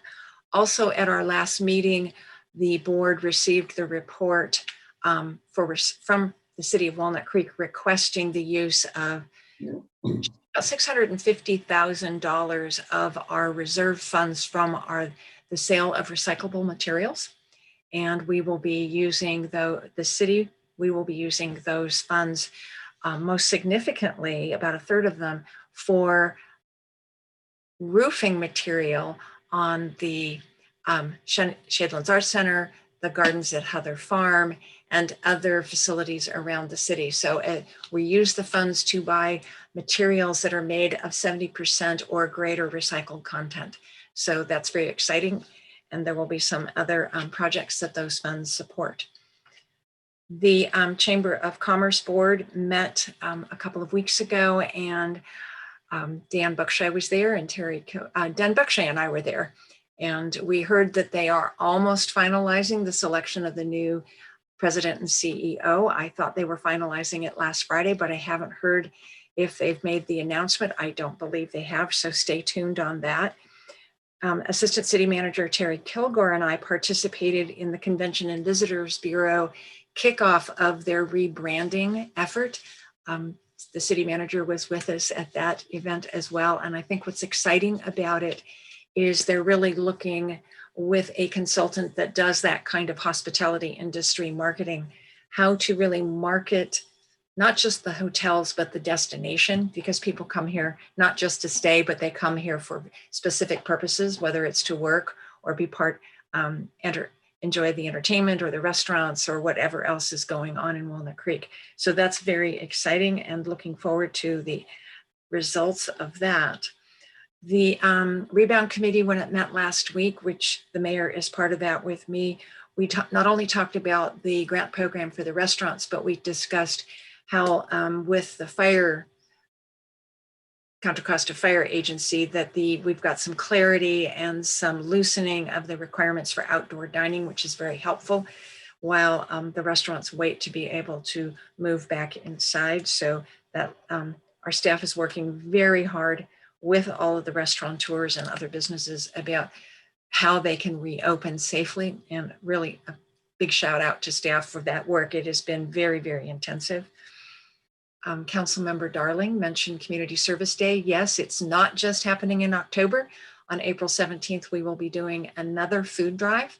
It will have a number of different elements, so stay tuned. You can get more information at walnut-creek.org/service, but it will also be in this upcoming issue of the Nutshell, which should be in people's hands in the next few weeks. Many of you know that the city of Walnut Creek is a member of the National League of Cities, which is the national organization similar to the League of California Cities. Next week would ordinarily be when we go to Washington, D.C. to basically not only have a conference, but also to go on the Hill and advocate for what we're looking for with our congressional representatives. Well, we'll be doing it via Zoom. It is $140 per person. There are some great conference activities that are on the docket. It starts on Sunday, March 7th. It continues through Tuesday, March 9th, and then also the virtual Hill Day is on March 10th. So you still can sign up for that. There are a number of sessions on racial equity. There are a number of sessions on COVID, and Anthony Fauci will be speaking. There are some sessions also on broadband, and there's a session with the Western Municipal Association. So I encourage you to participate. It is well worth the time, and also allows you to hear, when you participate in those sessions, what's happening at other states and what other issues are happening in that arena. And then I will finally, two things. One is that the Advancing Equity Committee that I am serving on for Cal Cities has had one meeting and meets again tomorrow. And there is a lot of excellent work that will be happening with that. And I noticed that an attorney from Myers-Nave, who works for the city of Pinole, I think if I saw that, is also serving on that committee. So I look forward to being able to work with him. And finally, I will mention, I'm going to circle back to the city manager's report on the COVID vaccination process that's happening in the county. A big shout out to Contra Costa County. It is doing probably the best in the state in terms of reaching the 65 and older age population. And one of the reasons is because there has been a full-scale effort by nonprofit partners across the county to really reach into those homes where our seniors are. And Choice in Aging in particular, which is located in Pleasant Hill, has been going literally to the 6-bed, 8-bed, 4-bed board and care facilities that are typically family owned and operated, and not only taking the vaccine in and taking care of those homes, not only for the residents, but also the healthcare workers that are working there. And it has made a significant difference. And today I saw an email in which the Los Angeles Times and ABC News are giving a big shout out to what the work of Choice in Aging. And finally, I will mention that I've had both of my shots and I haven't died from getting a vaccine. But I'm still wearing my mask and I'm still staying socially distant. Thank you very much.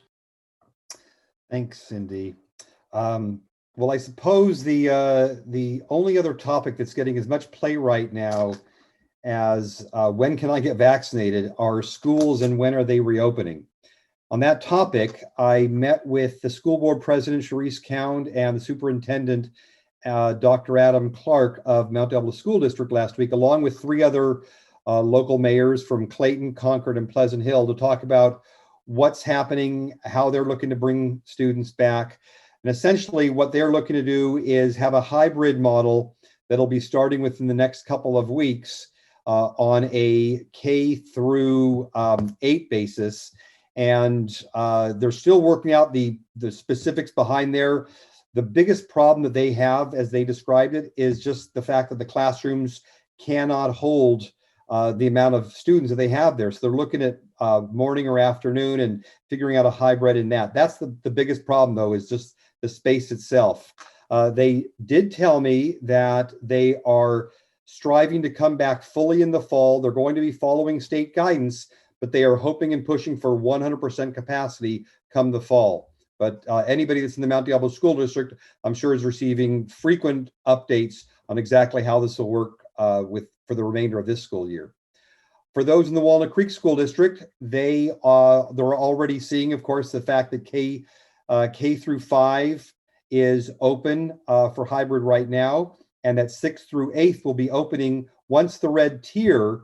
Once we're in the red tier, we'll be open for hybrid. They're still going to be following state guidelines for the fall, but they're expecting to be open for then. And the Acalani School District, which of course Las Lomas is in, is also expected to start with a hybrid model once we're in the red tier. They're anticipating March 16th. So that's the update there. Obviously, the school board meetings are long. They're extensive. I would encourage anybody to get the newsletters that the boards put out. I believe they come out every week to keep everybody completely informed on that. As Cindy mentioned, we had the rebound committee. The nice thing about that ad hoc committee is that when there are issues that we need to address quickly, we can do it. We don't have to wait for a whole cycle in the next month. And that showed with us being able to expand the grant program. And I'm happy we were able to do that right now. We did hear a little bit regarding the retirement for Chief Jay Hill. I do want to say that when I spoke and gave my remarks, and it was a wonderful ceremony to be able to bid a farewell to Jay Hill, who's been with the police department for 25 years, all with Walnut Creek Police Department. It was the first time I have spoken at an event with live people in a year. So that it was a milestone. I wasn't sure if I should be happy or sad about that, but I look for many more to come in the weeks ahead. And then lastly, I want to mention that this just came out on the city website. I touched on it when I spoke at the December meeting. The Walnut Creek Heroes site is now open on the city page.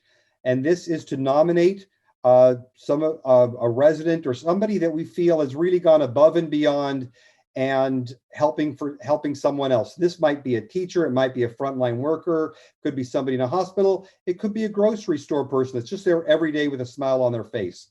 Together, let's uplift those stories that often fall under the radar and shine a light on the everyday heroes among us who have gone above and beyond. Nominations for January and February are due by this Friday, March 5th, so don't delay. So that brings us to the end of our comments. Let me see, would anybody like a 5 to 10 minute break? Raise your hand. I see one. That's good enough for me. All right. It's 7:35. Let's rejoin at 7:45 and then we will continue with the agenda then.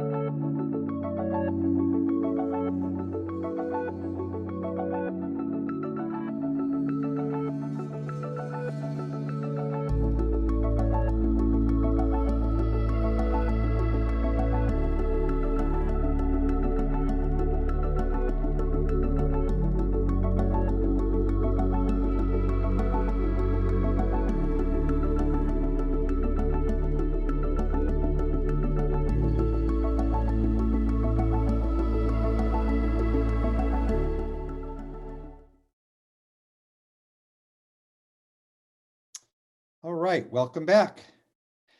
Next on the agenda is a consideration item titled Fiscal Year 2021 Second Quarter Budget. So at this time, I'll invite the staff to provide the staff presentation. Good evening, Mayor Wilk and Mayor Pro Tem Francois and members of the council. Kirsten Lacasse, Administrative Services Director. I'm going to share my screen and begin our presentation.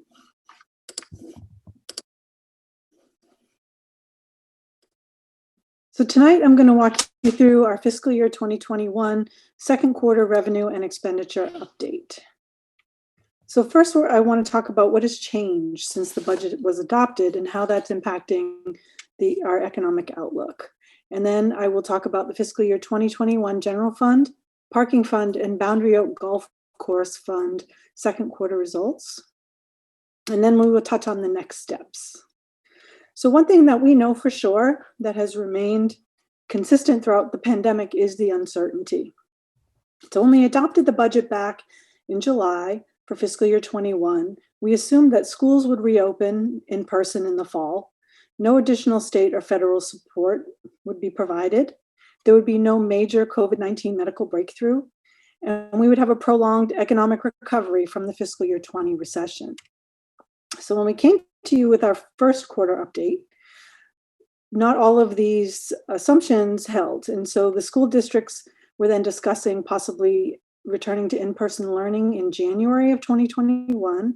We still had our prolonged economic recovery, but there was unpredictable consumer behavior that affected some of our revenue streams. And now that we're at our second quarter update, what we're seeing is that school districts are still uncertain regarding the in-person learning. And again, this is as of second quarter, so some of this is changing and things will hopefully be getting better in March. And then we had a second COVID relief package that was passed in December of 2020. We had 2 COVID vaccines approved and distribution is well underway. And then we had a third COVID vaccination approved in less than a week ago. And so over the last 6 months, we have moved between 6 of the state's tiers in their blueprint for a safer economy. So we were in purple back in August of 2020. We've gone through other tiers. We were in a deep purple, shelter in place during the holiday season. And now we're back in purple.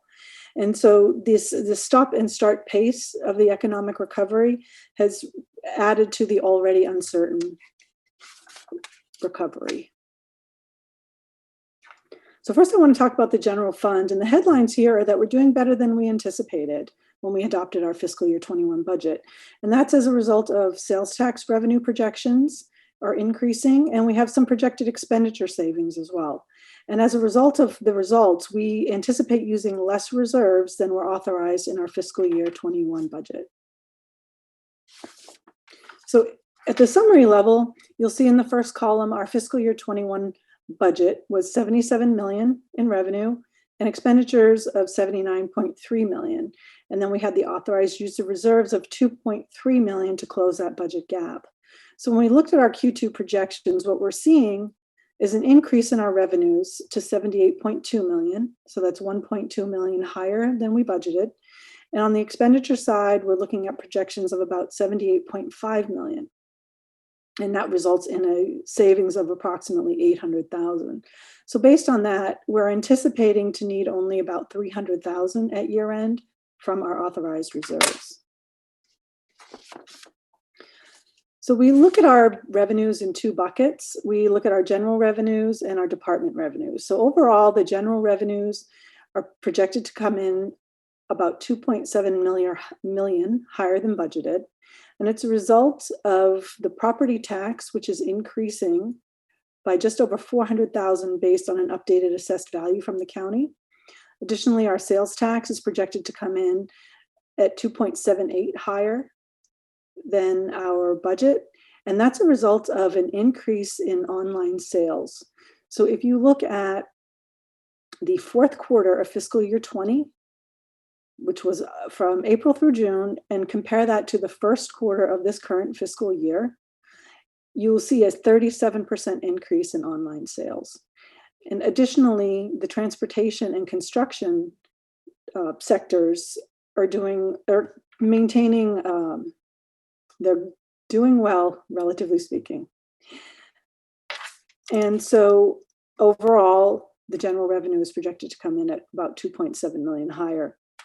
When we look at our department revenues, we're projecting that we will come in just about 1.4 million lower than budgeted. And there are a couple of things driving this. In community development, we're seeing a reduction in revenues projected about just over 600,000. And that's a result of 4 projects that were targeted for fiscal year 21 that have been pushed into fiscal year 22, as well as other pandemic related impacts on development.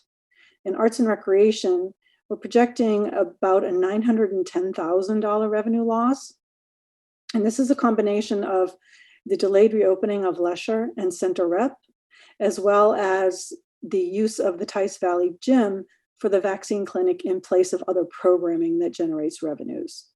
So there's a couple of things to keep in mind here with arts and recreation.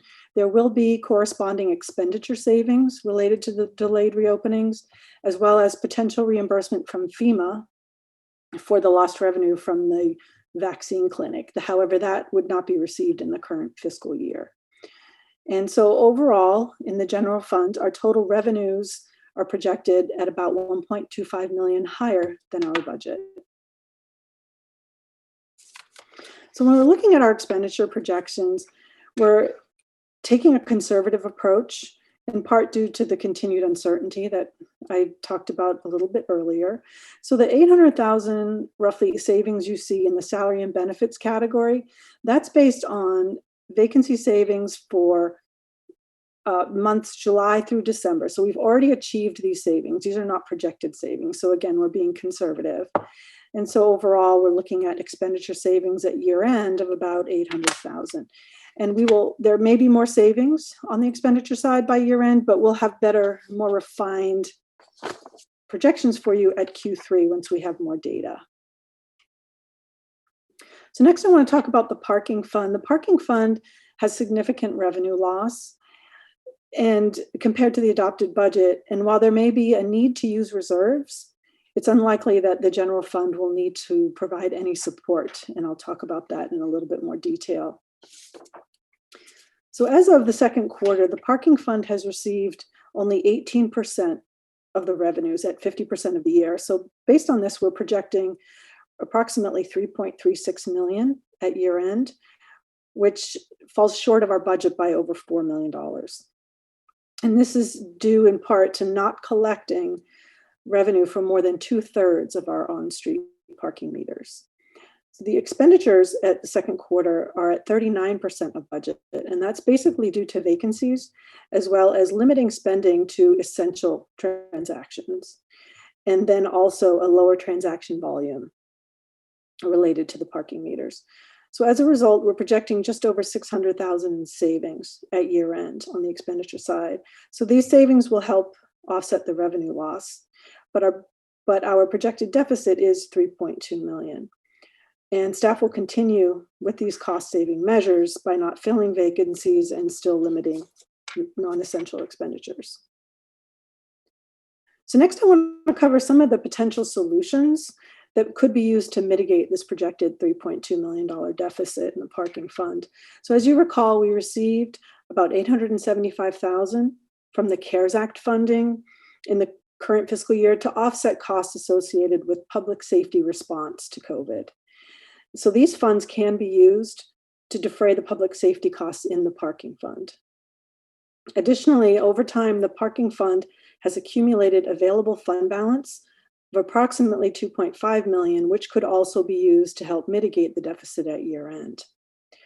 There are approximately 1.1 million in reserves, and that's the capital reserve and the emergency reserve combined.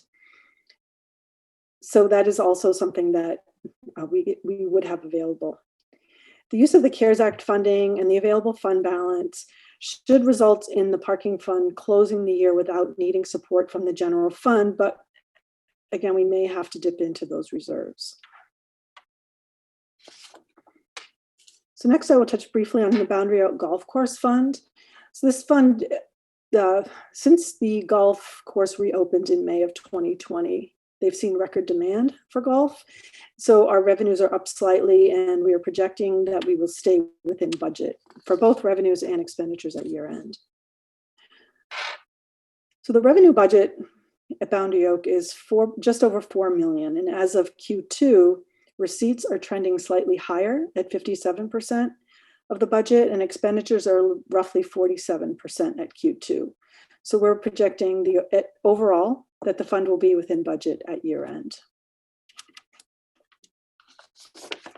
So in summary, we're doing better than we anticipated in the general fund, again, as a result of increased sales tax revenue projections, as well as expenditure savings. And so that will require less use of reserves at year end.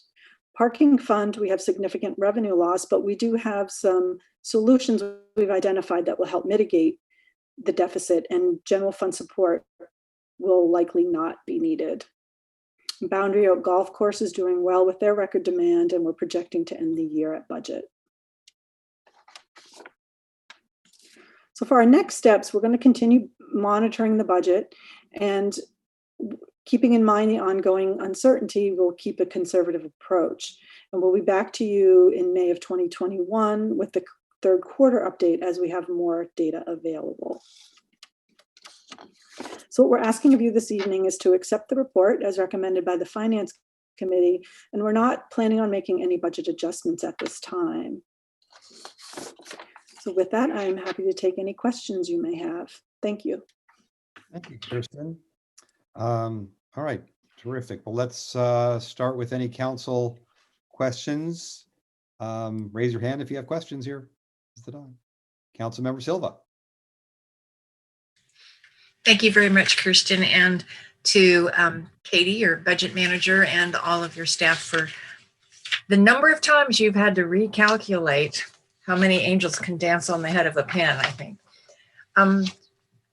Couple of questions. The sales tax results that you're reporting in the general fund for, it's not just for quarter two, it's for the first half of the year, just in case someone out in the audience thinks it's only the second quarter. It's the first and second quarters combined. Do those numbers reflect actual proceeds or receipts for sales tax during the month of December, the local sales tax, or are those monies still only an estimate? Those are still only an estimate. So we should have that information in the next few weeks. And so we'll bring that back to you with the third quarter. Okay. You mentioned in your report that our salaries and benefits, you're already projecting a savings of $800,000, but does that reflect the change we made this evening, or will that number get actually smaller because of the amendments we made to our agreements with our employees tonight? That number does not reflect that action. So this is what we have accumulated in savings through the end of December. So yes, there could be some offsetting. What we're hoping is there'll be additional savings by year end, but yes, we would need to take that into consideration. And then two questions about the parking fund. First of all, the $875,000 that we're projecting is available from either the first or the second or both of the CARES Acts. Those funds are actually still available and can be used for public safety purposes, if I'm understanding you correctly. Does Yes, that that's correct. reflect the change in which 100% can be now used, or however that rule change came about? Well, the CARES Act had a specific allotment for our city. So it was the $875,000. This was the first round of the CARES Act money. FEMA is actually changing their reimbursement. They were at 75%, and so they've changed that to 100%. So that's actually separate, but that is also available. And then this doesn't reflect any assumption about what the current COVID relief package that is working its way through Congress may or may not produce for us. That's correct. And then regarding the fund balance, those are not reserves under our rules for how much we keep in reserve for the parking fund. That is truly undesignated fund balance. Yes, that is correct. All right. It's separate from the reserves. Thank you very much for the clarifications. Thank you, Mayor. Any questions? Yes, Councilmember Darling. I just had a quick question. I forgot about this one when I was talking to you earlier today, Kirsten. Thanks for all the numbers. I'm still, as the new council member, trying to wrap my head around them all. I remember at the end of, as if this year's budget was being adopted, you guys did a little shuffle on library hours, but I don't remember exactly what you did. Have we heard anything from the library about reopening? And is that question going to come back to us? I can speak to that one if you'd like, council member. Actually, just heard from our new head librarian at the county, Allison McKee. She's going to be setting up a meeting with us in the next couple of weeks to talk about their reopening plans, what they'll look like. Obviously, they're tracking the tiers closely in order to see when they might be able to open. What I anticipate is they will have an incremental approach, most like every other business, that when the time comes to open, it would be limited to book pickup and drop off, possibly some computer use, but no lingering beyond that to read or do it some of the other types of activities. And then as we progress through the COVID tiers, they'd be able to open up beyond that. So have a better update towards the end of the month of where they stand. And then related to the budget, and I'll defer to Kirsten if I state this incorrectly, we chose not to fund any of the additional open hours based upon the COVID condition at the time, which was effectively a $500,000 savings, which candidly proved to be one of the wisest decisions I think council made during the budget. Because I can assure you the other cities that are paying for additional open hours, which means there's just more time for people to come pick up books remotely, they're not really pleased that they're spending that money. So, I'm not hearing that there's a backlog of people waiting in line to pick up or drop off their books through the outside setup is there. So effectively, there was zero impact on services as a result of reducing those open hours because the library would not have been open anyway. That said, I suspect for the coming year's budget, we'll be having plenty of policy discussion about libraries and where to proceed, but more on that to follow in the coming months. Okay, and then my other question has to do with FEMA reimbursement. You say that won't come until next year because it just takes a while to get through it. Will it be just for Tice Gym or also for other city activities related to COVID? Do we have a sense yet of what FEMA is likely to reimburse us for? They are going to reimburse us for some of the costs associated with COVID, and if I remember correctly, it's mostly around the PPE. But the comment about we wouldn't get that in this fiscal year for Tice is generally because it takes a long time to get reimbursed. Okay, thanks. Those are my questions. Okay, thank you. I've got a couple of questions. And again, thank you for the report. I know that the city receives less of a percentage of sales tax revenue if something is purchased online versus in store. What's the current reduction in sales tax percentage of revenues that Walnut Creek receives if it is an online purchase? It used to be like, I thought it was 1/8 of the amount that we normally would get. I can speak to that if you'd like. So for every dollar that would have been purchased in a brick and mortar that is shifted to online, we lose 83 cents on the dollar. So we retain about 17% of that. So obviously it's a huge concern about that shift being exacerbated with the pandemic. That said, in the near term, what we're seeing because of the Supreme Court decision with Wayfair and I think it was South Dakota, one of the Dakotas back a year or two ago, that effectively all sales out of state that are on, there's some exclusions, but effectively all sales on the internet are now taxable. Whereas before there were many sales that were exempted. So we're seeing that increase that for now, I'm trying to get my hands on the screen here, that increase is outpacing the drop in the amount of money we would be receiving proportionally from brick and mortar. And that's part of the reason we're seeing this uptick. That said, over time, this is a trend that is concerning. I actually raised this at our statewide city managers department meeting through the league, that I think this is something that cities are going to have to tackle at some point, because effectively and I'm rounding here a bit, but there are about 10% of cities statewide that benefit from this arrangement because they have distribution centers, and it comes at the expense of the other 90% of cities, which obviously there are some serious equity concerns with that current arrangement. So that will be a hot topic. Tax reform is never easy, and nor would this, but that's the lay of the land for right now. So that's a really long answer. I'll bookend it with, we lose 83 cents on the dollar for every. I appreciate it. I knew that is significant. I know that State Senator Steve Glazer has been behind trying to reform that as well. And obviously we are heavy in sales tax revenue as a city and have to be concerned about that as we look forward. I had a couple of questions about the parking itself. And this is going to be one of those questions that bridge between the way things are now and how we're going to be looking toward the future of how outdoor dining even works.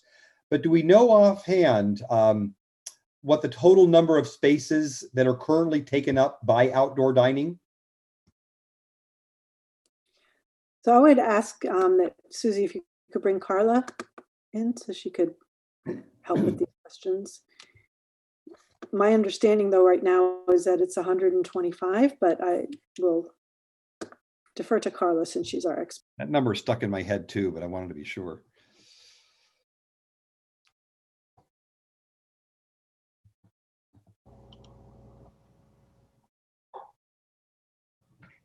Hi, Carla. Hi, good to see you all this evening. Carla Hansen, Deputy City Manager. I heard the last bit of that question, Mayor. Do we know how many spaces are being taken up by outdoor dining? Is that correct? So, and I'll actually expand upon that. How many spaces are taken up by outdoor dining? How many are taken up by curbside pickup? And now those actually have polls. We'll stop there. They have one other question, but we'll stop right there. So currently, in total, we have about 97 that are being taken up by outdoor dining. We call them pop-ups, outdoor dining. About 50 curbside pickup and about 15 just due to street closure. Okay. And on the ones that are curbside pickup, though, we still charge for those. We do not charge for those. We're not. Okay. All right. Oh, I wonder if I put money in one of those. And then on so do we have what the amount of the total revenue shortfall is from us not charging due to outdoor dining over the course of the time that we've actually been charging for it? Yeah, so we're looking at about $250,000 in revenue loss just for July through December. Okay. This year, right. fiscal year 21. All right. So obviously this is something we'd have to take into consideration moving forward into looking at the rest of the year's budget. Correct. Great. Okay. Those are my questions. Thank you so much. If I could, Mayor, brief, I just want to add to that. We are targeting, it's either for the end of April or early May, to provide an update related to the rebound program, where things stand, and then bring some key policy decisions to your council regarding what might we want to do on a longer term or potentially even a permanent basis. Any changes to how we're managing parking with respect to what would be allowed in the right of way, not only downtown, but in other areas of the city. And so we will have updated data and information around lost revenue and effectively the costs and trade-offs with some of those programs for the council's consideration at that time. That's great. Thank you. Yeah, there obviously are costs and trade-offs here that probably a lot of people haven't been thinking about. All right. Well, if there are no more questions from council, let's open it up to see if we have any question or, we do. Oh, now the hands go up. Okay. Mayor Pro Tem Francois. I told you my timing was off tonight. Thank you again, Mayor. On the revenue, and thank you staff for the great work and the reports. On the revenue projections for parking, can you confirm that our assumptions were status quo? No, for the rest of the fiscal year, no charging at the purple poles, continued charging at the parking garages, and no charging at the green poles for outdoor dining. Is that what we assumed? That's correct, yes. And the total number of green poles is something, 125 for outdoor dining, 50 for curbside pickup, and 15 for something else. I missed that. So I think outdoor dining, we've projected 125 for just outdoor dining. Curbside pickup has ebbed and flowed over the last 6 months and will probably continue through the rest of the fiscal year, just because it's really based on need. When we went into the deep purple tier in December, when no outdoor dining was allowed, we increased those spaces to 50 just because we knew restaurants would probably need them more at that time. And we're currently looking at that now. We're seeing the demand for those spaces go up. People are staying longer than 15 minutes. So we're looking at changing that a little bit just to reflect demand and what folks actually need for parking downtown. And this is a real technical nitpicky question, but I know we started charging again at the parking garages in mid-November. Do we know how much revenue we gathered between mid-November and the end of December? We do. Not a nitpicky question at all. It was about $75,000 with 2 weeks of revenue in November and then the full month of December. And again, as we all know, we're in the deep purple, so demand was pretty low. Terrific. Thank you. Okay, Councilmember Haskew. No? No, I got to ask my questions at Finance Committee, so That's what I thought. yeah. Great. So now let's open it up to the public and see if there's any comments the public would like to make. Do we have any members of the public, Susie? I do not see any hands raised for public comment. Okay, well, we'll bring it back to council for any final comments. And why don't we start with the committee? Did you have another? Another question since Carla is with us. Now that you're seeing what the parking garages were generating in revenues, do you have a sense of what the usage is January and February now that we are progressing out of the from deep purple to red or purple, I guess, et cetera? We do. So January was fairly slow. We were at about 35% occupancy, but we're seeing in February about 50. So it is climbing. And as we're seeing the county tiers having more things open, more people are able to come to work, more people are able to come downtown and shop and dine. So we're seeing parking demand increase each week. So while we're not going to be able to replace the dollar volume because the on-street parking is more expensive than the garage parking, we might be seeing the volume that would be on the street rather than, okay, thank you. Okay, now we'll go around the horn here. We'll start with the Finance Committee. Mayor Pro Tem Francois, if you have any final comments.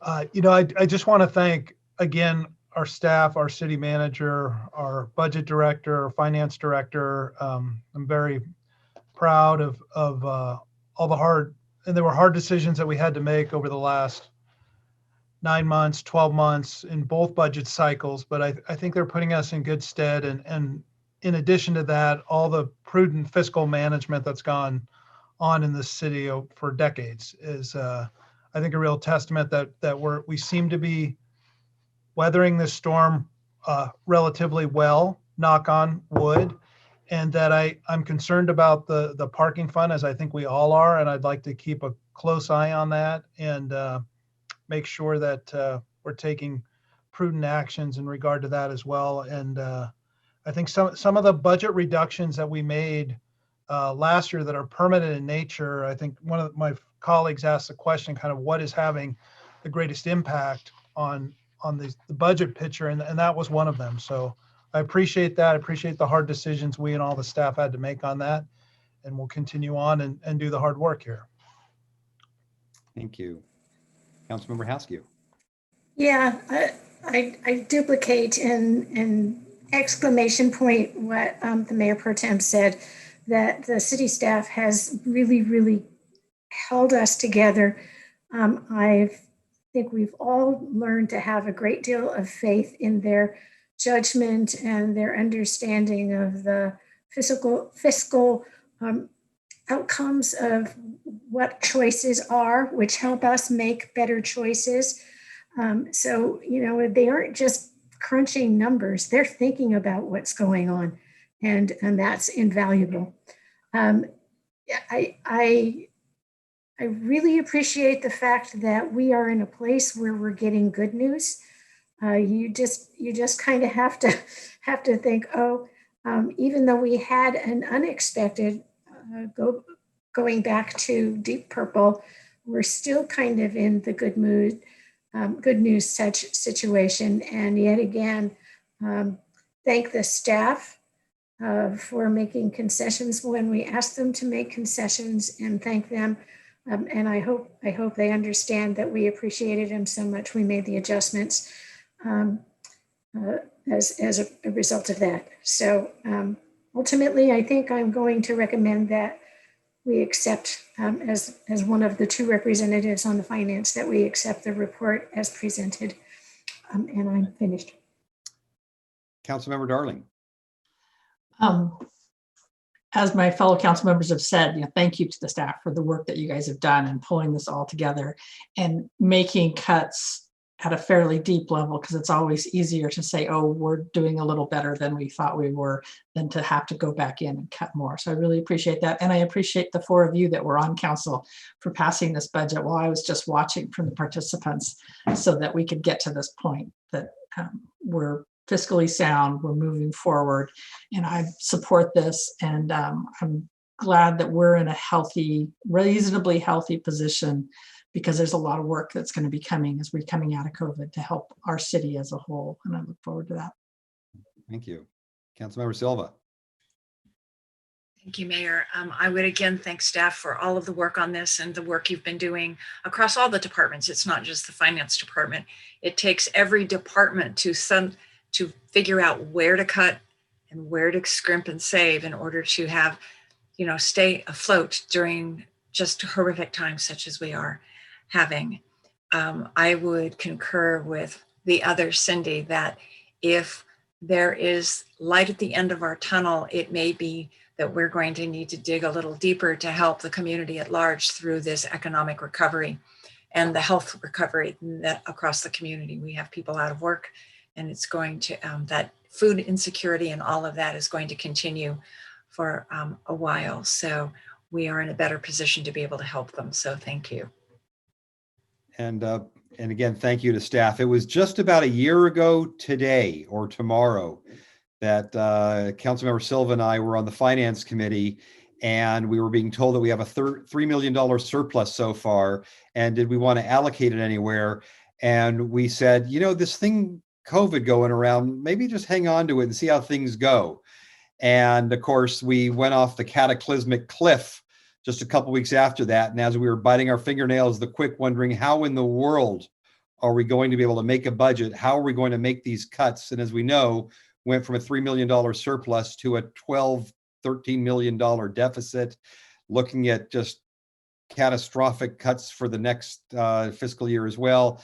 And the guidance that the finance, the staff on finance, so Kirsten and Katie, and led by Dan, thank you for putting us in a position that, frankly, we have cities that are our neighbors that are desperately trying to figure out how they are going to make ends meet and keep things running efficiently for the next 6 months to a year. And we are doing much better than that, certainly. And we're at a spot where we can see the light, and we know we have to make some hard decisions.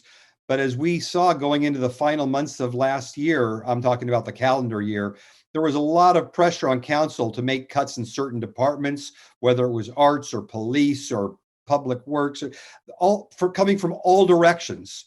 And the guidance that we got, I believe we made the right decisions to get us to the point now where we can look, how do we then grow from this point?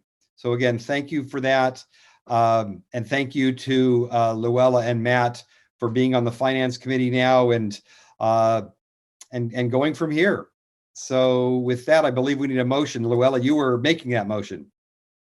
It's, yeah, they recommend, it's a recommendation that we accept the report. So I move that we do that. I'll second that motion.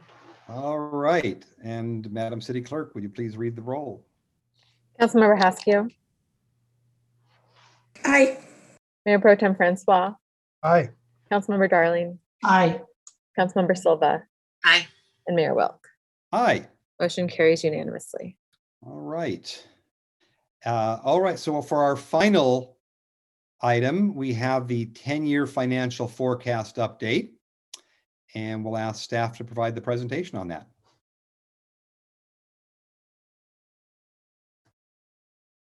Good evening, Mayor Wilk, Mayor Pro Tem Francois, and council members. I'm Katie Bruner, Budget Manager, and I'm having, here we go.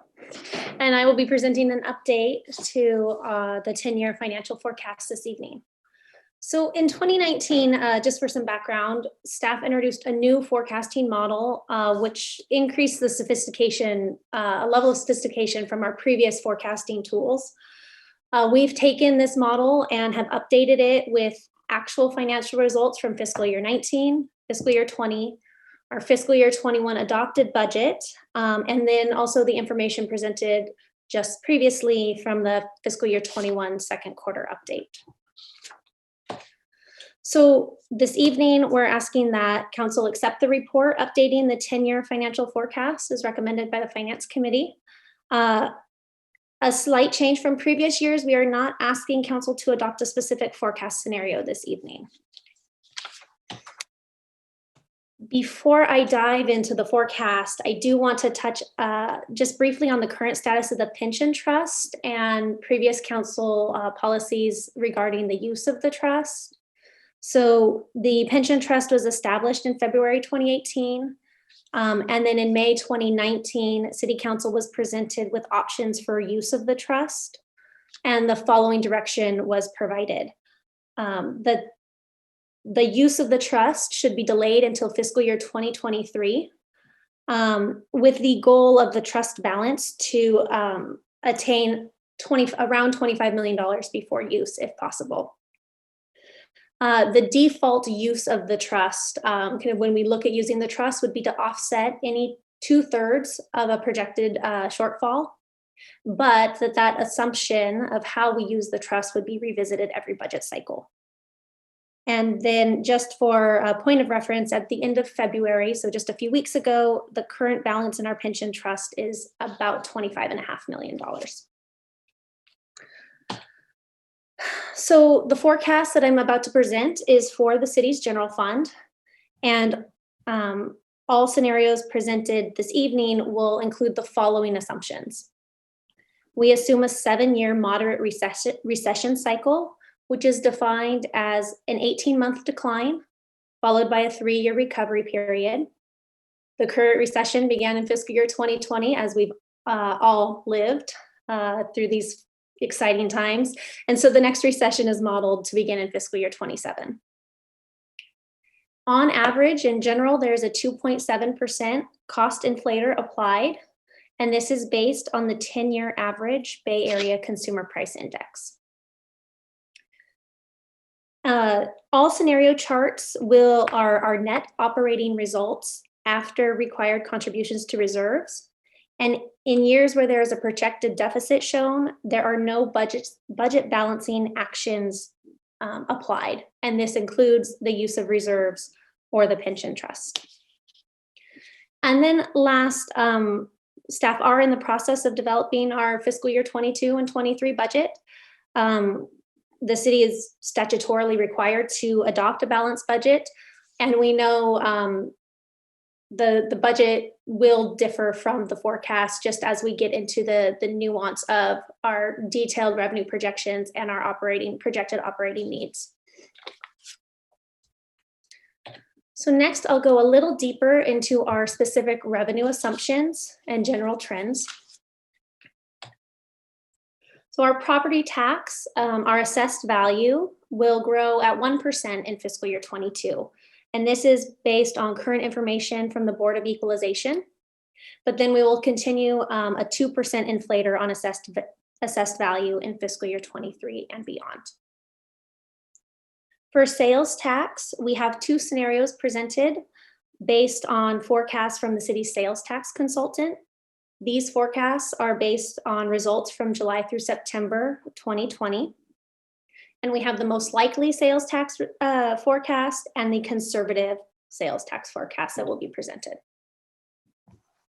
Our transient occupancy tax and arts and recreation revenues will fully recover to pre-pandemic levels by fiscal year 2025. And then on average, other revenues will grow about 2.7% Bay Area CPI average. So this chart here shows the general revenue trends. It has some history there, but also out through the next 20 years. The dips in the revenue trends are related to forecasted recessions.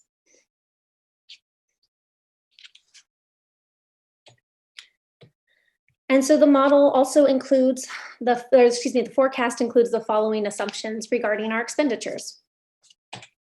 So for personnel, we've incorporated current cost increases per adopted MOUs, memorandums of understandings, and then we apply our CPI 2.7% thereafter. One-time reductions, such as employee furloughs and employee concessions, were restored in fiscal year 22. And then there is a 4% growth on medical costs. Regarding pension costs, we assume a discount rate reaches 6% over 20 years, so that's a phased in cost increase. Our operating and maintenance costs include the restoration of one-time budget reductions in fiscal year 22, as well as any one-time budget additions are removed from fiscal year 22. In most of the scenarios, the extra library hours are not restored.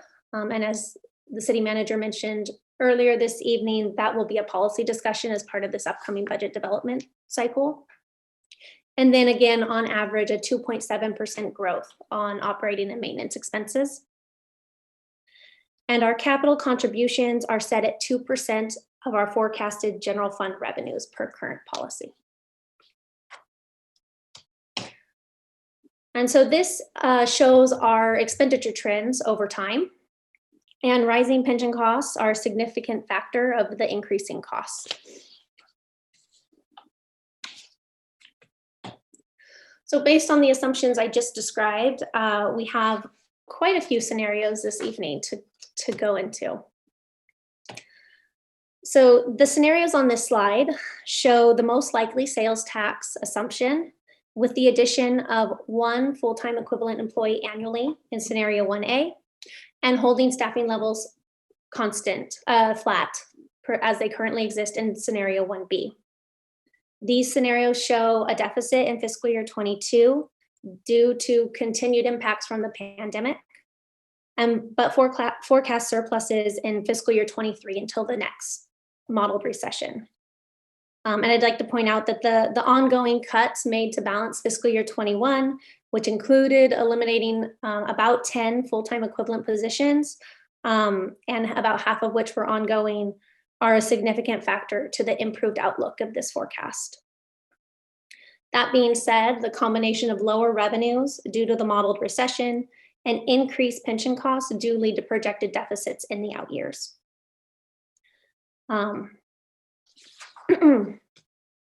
So the next set of scenarios demonstrate the forecast should we use a conservative sales tax assumption. Using the conservative sales tax forecast could pronounce the recession impacts on sales tax revenues in the out years. And again, we have the two scenarios, one with adding a new staff person every year and holding staffing levels flat.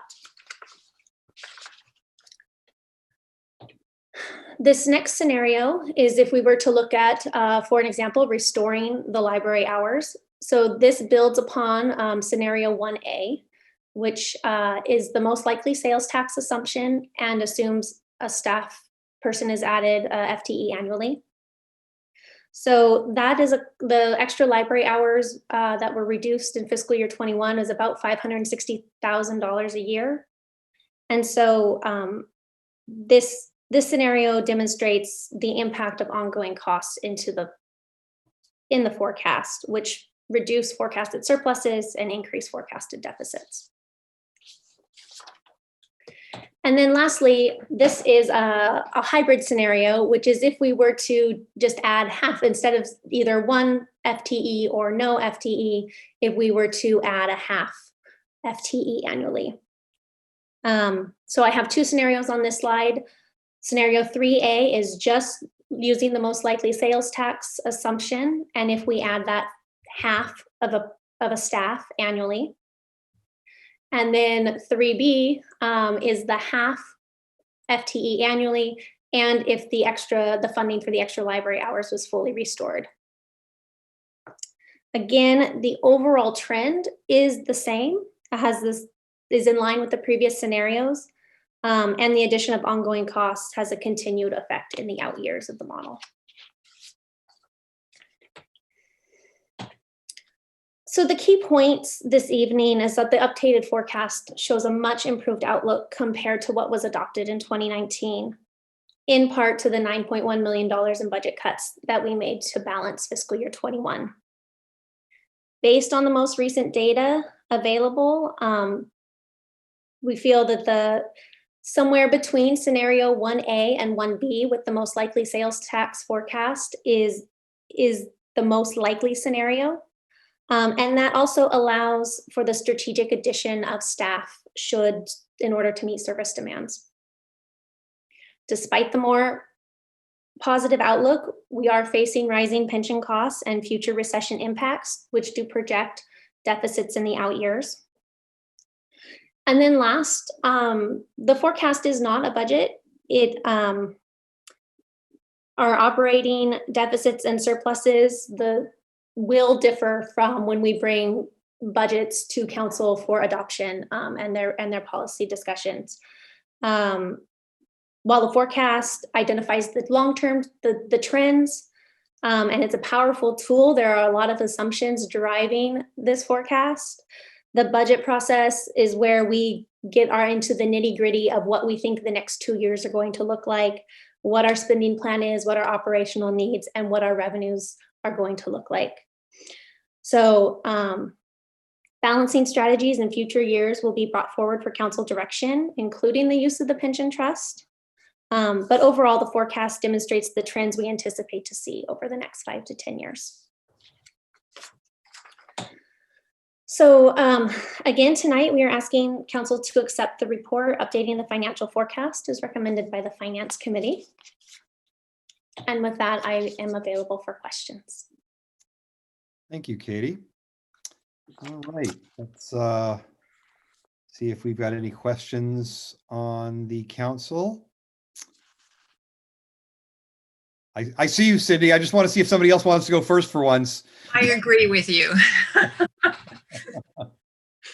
Anybody else? Okay. All right. Well, then. Let's let Mikey, right. No, wait. No, that's an old. That shows my age. Thank you very much, Kirsten, Katie, and all of the finance staff and the Finance Committee for going through this. Katie, I'm hoping you can answer a few questions, please. Of course. One of the assumptions that's been embedded in this model is that there's like an 18-month recovery when a recession starts. So now we've had one that started March 17th, literally, of last year. Does the model reflect 18 months still to come out of this current recession, which would put us somewhere in about September of 2020,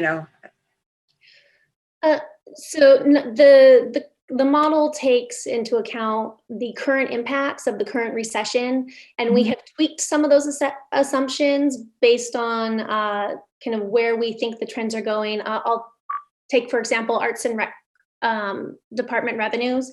they were severely impacted by the county health orders, not as a result of kind of normal consumer behavior. They were told some of their programs cannot operate or have to change significantly in how they operate. And so we've assumed a slower recovery of those, and they will be back to full pre-pandemic levels by fiscal year 25. So we've treated that's a long recovery. And so we've treated some revenue streams differently than just the straight 18-month assumption based on the information we have available today.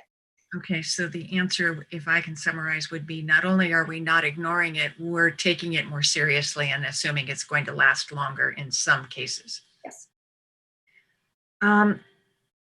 Could you tell me, and none of these charts actually reflected the detail on sales tax in terms of what the difference in sales tax results were in the most likely scenario versus the most conservative scenario? Is that available? I could have asked you.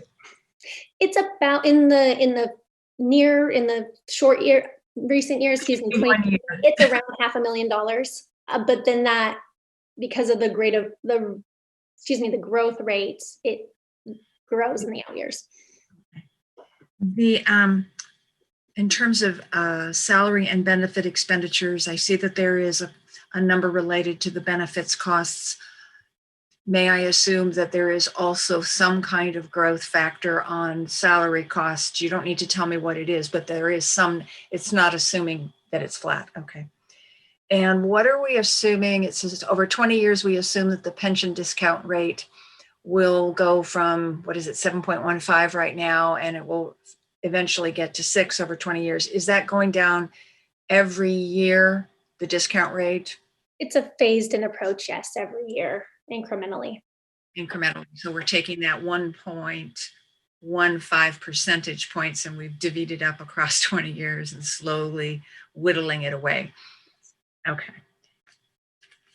And can you bring back the chart that was asked for by someone, and I was comparing it to the one in front of me, and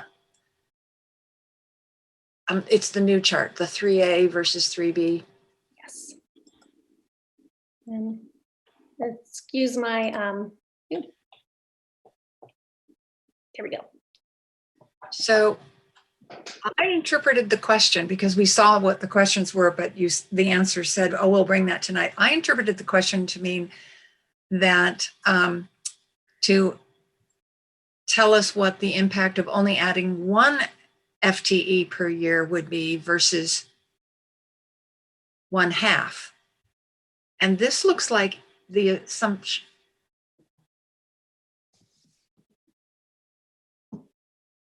It was my question, and No, it does. Now that I can look at it and think correctly. about it, it is working right. Okay, thank you. Oh, I have one last question, and this is a typical question that I asked Dan. So in the out years, when we go into the red, what will happen is that, like in the first year, if we have $1 million budget deficit that's projected, we close the $1 million. If we do it with recurring and ongoing costs, that 1 million then basically continues into those subsequent years, because that's what happened recently. We actually had to fulfill the promise. But if we only take one-time cuts, like we stop a project and then we bring it back up again, then we don't get those compounded savings. That's correct. There is a ripple effect for any decisions that we make in the near term when we model it out over the longer term. That's correct. But that's not the way it works on the black side of the chart, or the revenue side. I mean, if you get an extra $1 million one year and you get an extra 6 million the next year, that's a total of 7 million over 2 years that you've had in surplus. Okay, thank you. Yes, Matt. Katie, I had a question about the same chart, 3A and 3B, and about the compounding effect. Which, just want to leave that teaser out there so that you get excited for my question. Okay. Well, does it help to have it on screen? It does. It's wonderful to have it on screen. So I'm trying to visualize and understand kind of the difference between 3A and 3B on the extra library hours. It was referenced earlier that number is about $560,000. Is it a one-for-one difference, or what is the compounding effect of that number going forward if we were to restore those library hours? So we have the $560,000 is in year one. So fiscal year 22 on this chart. And there is a cost inflator applied annually to the actual cost of the library hours. So that's a compounding impact. So you have the $560,000 over every year, but then you also have that, I'll call it 3% differential, but that 2.7% differential. And then on the FTE side, you have the cost of the salary benefits plus any the pension cost and any the phase in of the discount rate over time as well. So those are the compounding inflators on the base cost. And then additionally, this is half of an FTE every year. So year which is actually built in fiscal year 23. So fiscal year 23, you have a new half FTE. Fiscal year 24, you have that half FTE, which was added in 23, plus another half FTE. So kind of your delta between fiscal year 24 and 22 in that example is 1. And that half of a new staff person gets added every year in these scenarios. What is the assumption used for the all-in cost of an FTE? Is it an average among all the employees? It is an average, and we can break it out between a safety and a non-safety because the pension impacts are different. And this is a safety half of an. I'd have to go back and check which box I checked on this one. Okay. And then just finally, if you know the numbers, what was our beginning balance in the pension trust fund and what has it grown to? I think we originally contributed, I'll defer to Dan if he has a better, I don't remember. I think it was 18.5 million into the trust, and then we'd have about another $1.5 million in a pension reserve. So it's grown from 18.5 million to about 24.5, something along those lines. Right. As I recall, it actually dropped in the first year, so we've recouped that plus more. Yeah. Thank you. Right, Councilmember Darling. Okay, I'm still in budget 101. So some of these questions will be ones that I'm not thinking of until I'm looking at it here. But you guys are doing a great job of bringing me along. So because we've used contributions to reserves, or we've used reserves, well, we used them this year, we didn't end up using them last year. Is that changed the forecast on how much we're going to contribute to reserves in future years, or do we just kind of say it's a standard percentage and go forward? So we're assuming that reserves will be fully funded in the forecast and per our current policies. So any amount, and it assumes it's building off of our second quarter update where we're using significantly less reserves based on our current projections for fiscal year. We haven't dug a hole, so we're probably not going to have to fill the hole in the future years. And then on the assumption that you're using the existing contracts, we have 3 of the units to safety and the Teamsters that are not under contract right now. Is it just simplest to just assume CPI from where they were, even though they're not in contract? Is that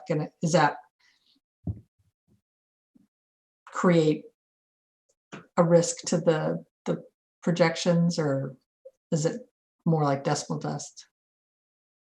I would have to look at the specific by unit, the impact, but we have applied a inflator cost all. If there is no current MOU, we've applied the CPI inflator. Okay.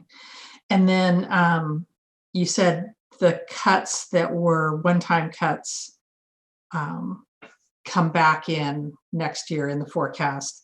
And then the ongoing cuts are there, but the revenue enhancement or the extra expenditures last year, which I think included the training and the mental health, are those carried forward or are those just assumed to be one-time? Those are treated as one-time costs. Okay, and then the library hours, I think we've talked about that. It's about 500,000 and it's not in here except for in your scenarios. Correct. We did not build it into the base scenarios. We provided as a supplemental, and again, that will be a policy discussion and during when we're in the 22 and 23 figuring budget development. And then on the difference between the most likely and the conservative sales tax, Dan touched briefly on this, the switch to online and the changes, that's going to be a big policy discussion for the whole state for a while. But is your conservative sales tax estimate kind of reflecting extreme Amazon expenditures? So we're using the sales tax forecast from our sales tax consultant. So they look at all of the factors for what they're seeing on the ground in Walnut Creek and our internet sales from the county pool. We can get a little bit more, we can get more detail on what factors go into the conservative sales tax versus the most likely, but those are the projections that we're using as based from our consultant. So it is kind of on the ground here based on what they're seeing, but recognizing there's a significant unknown about how behavior is going to shift coming out of the pandemic, just because that's uncertainty. Okay. All right. Those are my questions. Thank you, guys. Thank you. All right. Councilmember Houski, do you have any questions on this? And I don't have any questions either. So, oh, yes, Dan. I just wanted to add something, Mayor, if I could, before we go to public comment. So I'm going to generalize here a bit, but I just want to share a little broader context when we look at these numbers and scenarios and highlight a bit of an intentional strategy shift in the way we're presenting this. So in years past, we had a practice of recommending one finite scenario to council and asking council to adopt one scenario. And this year we're presenting these scenarios to share, what we think is most likely, but we don't want to hang our hat on any one scenario because as we've seen, we know it's going to be wrong. It's just a matter of to what degree. And so what we're really trying to convey is what are the sensitivities in the forecast and what are the key drivers and what is the range of what we're likely looking at heading into the future. And so what I want to draw your attention to, if you look at the 5 scenarios that were in the staff report and the additional 2 that Katie presented tonight. And granted, I'm going to round here a bit, so bear with me. But if you look in the short term in the first 5 years, we're roughly around upwards of a $2 million surplus.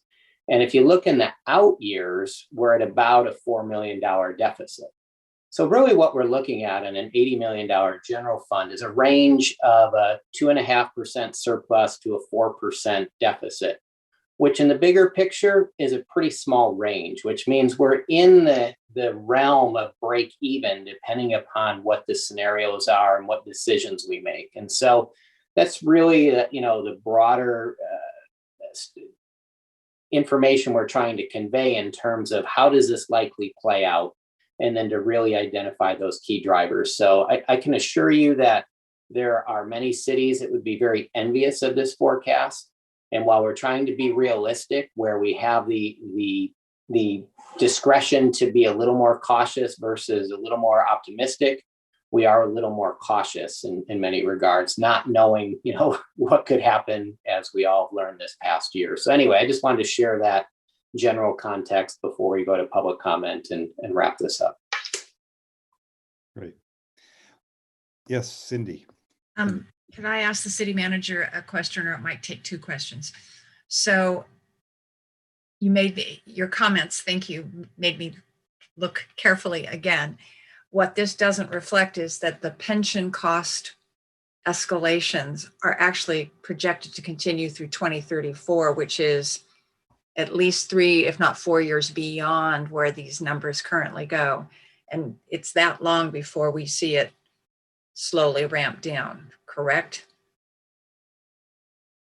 Yes, that is correct. And as Katie noted as well, we did not include any use of the pension trust to help flatten that curve in those years as well.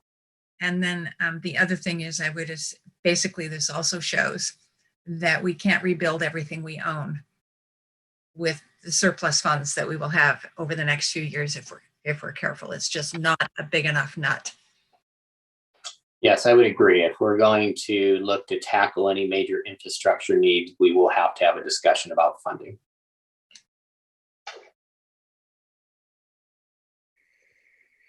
Okay.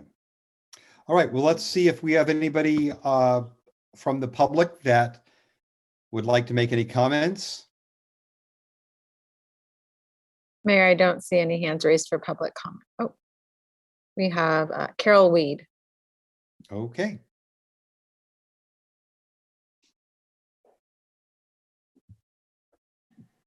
Hi, I'm sorry, but I didn't get a chance to speak in the early part of public comments. Is this supposed to be confined to the budget or is this general public comments? No, this is confined to the budget, Carol. Okay, then that's not my topic. Thank you. Okay. All right. Well, it doesn't look like we have any other comments on this, so we'll bring it back to council for any final comments or if questions suddenly arose. So why don't we start with the Finance Committee, and coincidentally, Luella Haskew's hand is up, so we'll start there. Okay, so this is also an area where the staff has really shown their ability to balance practicality with caution, with judgment, with everything else. The one thing that I want to assure everybody that the further we get out from this day forward is the more likely we are not only not right, we could be astronomically wrong. This is only designed to give us trends that if all things remain equal under our understanding, but it does give us as Councilmember Silva pointed out, it does give us a frame of reference to look at some of the things that we have to consider going forward for the city, i.e. the fact that we do have serious infrastructure issues that we need to wrap our arms around. And we, unlike the good old days, we can't assume that we can generate the funds to make those improvements out of just the surpluses and one-time money that happens in the normal course of operations. So that is the real value of these forecasts. It gives us a sense about where we are and where we're going. Yet again, I am going to pat the prior people who were on council and the staffs before us who have set up a really conservative, well-balanced financial plan. And I agree with the city manager. I think even my personal family budget looking forward would be envious of the one that we have for Walnut Creek. So thank you very much for all the staff and what you've done. And I think you're using this tool to its maximum benefit for the well-being of the city of Walnut Creek. Great, thank you. Let's go to Mayor Pro Tem Francois. Thank you, Mayor. And I concur with Councilmember Haskew. Thank you to staff and also to the foresight of this city and this council, past and present, that implemented features like this long-term financial forecast that it brings back every 2 years and checks its assumptions and provides input and feedback and is continually testing that. That model is very helpful, as well as the pension trust fund that you all were on council that established before I got on board. But I'm very glad of that. I concur with Councilmember Haskew too, that what we're looking at relatively minor surpluses in the front years are not going to be sufficient to address the major infrastructure issues that we see facing us in terms of pools and new community centers and things like that. I don't want to be Debbie Downer, but we may even need to have a conversation about how some of those surpluses we might still need to invest in more funds into the pension trust fund to get out in those future years. So I think we've been prudent to date. We should continue to be so. And I just wanted to thank the city manager for wrapping it all up and seeing the forest for the trees. All right, let's go to Councilmember Darling. I don't know if you had your hand up, but I saw a movement. I was just starting to think about what I was going to say. I agree with Councilmember Haskew and Mayor Pro Tem Francois about the need to look at funding for those infrastructure needs. We're not going to be able to take it because my eye measures the black on the top of the line and the red on the bottom, and there's not enough differential there to come up with a 50-meter pool. So we'll have to keep our eye on that. I like the conservative approach here. I think it works well. Coming from a background in water supply planning where you're always wrong, I like the approach where we have multiple scenarios because it keeps us from, as this last year has shown us, nobody's right. And if you pick one scenario, you're really not going to be right then. So I would like to see carrying forward into the future, kind of a variety of scenarios so we can kind of test ourselves. It's more useful for me than one. But I look forward to working with you all and taking this fiscal foundation and moving it on and finding some priorities and figuring out what to do. Thanks. Thank you. Councilmember Silva. Thank you very much, Mayor, and thank you and kudos to staff for not just bringing us forward a forecast, but having the tool.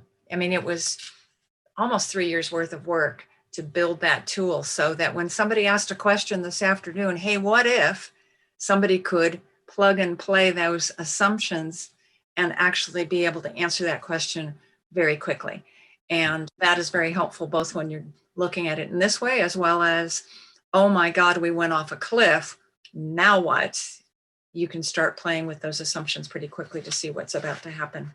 I think also we have to remember that there is one big assumption that is out of our control, which are those pension costs. All it will take is CalPERS board to shift 0.5 percentage point at one fell swoop and not spread it in over 5 years. And we are struggling even more than what it looks like. So this is just a reminder of that as well. And a reminder that we do not, as we've all said now, we do not have the years in which we were having $9 million surpluses year over year over year, which was 1990 to 2005. You add all that up, that's how they built so much in that short period of time, was the average surplus of $9 million. And so those days are long gone. This is an average surplus of just about net neutral based on the way you look at this. So thank you. And I'm glad that we also have alternatives to be able to see, because we don't get married to one, as Councilmember Darling said. Right, and I agree. It's good to see these kind of options. It's also good to see how this works in a practical sense. We were talking theoretical 3 or 4 years ago when we first saw this, and now we're actually seeing the benefit of being able to look at the different scenarios on here. And as Cindy mentioned, if they change the discount rate, then suddenly, we're recalibrating once again. But I think we're in a good position for that, a much better position again than many other cities. And just keeping an eye on this, I think, will really help to benefit us for the years ahead. So again, thank you to staff, thank you to the Finance Committee, and I believe we're looking for a motion on accepting the report. And I see City Manager Dan Buckshire waving his hand. Just real quick, if I could, I just wanted to add a couple thanks here as well as we're wrapping up to, as your council's noted, to all staff to have helped to provide input for this, a lot of folks behind the scenes. And then just to highlight, I always have to remind myself of this, that Katie and Kirsten have only been in their roles a little over a year.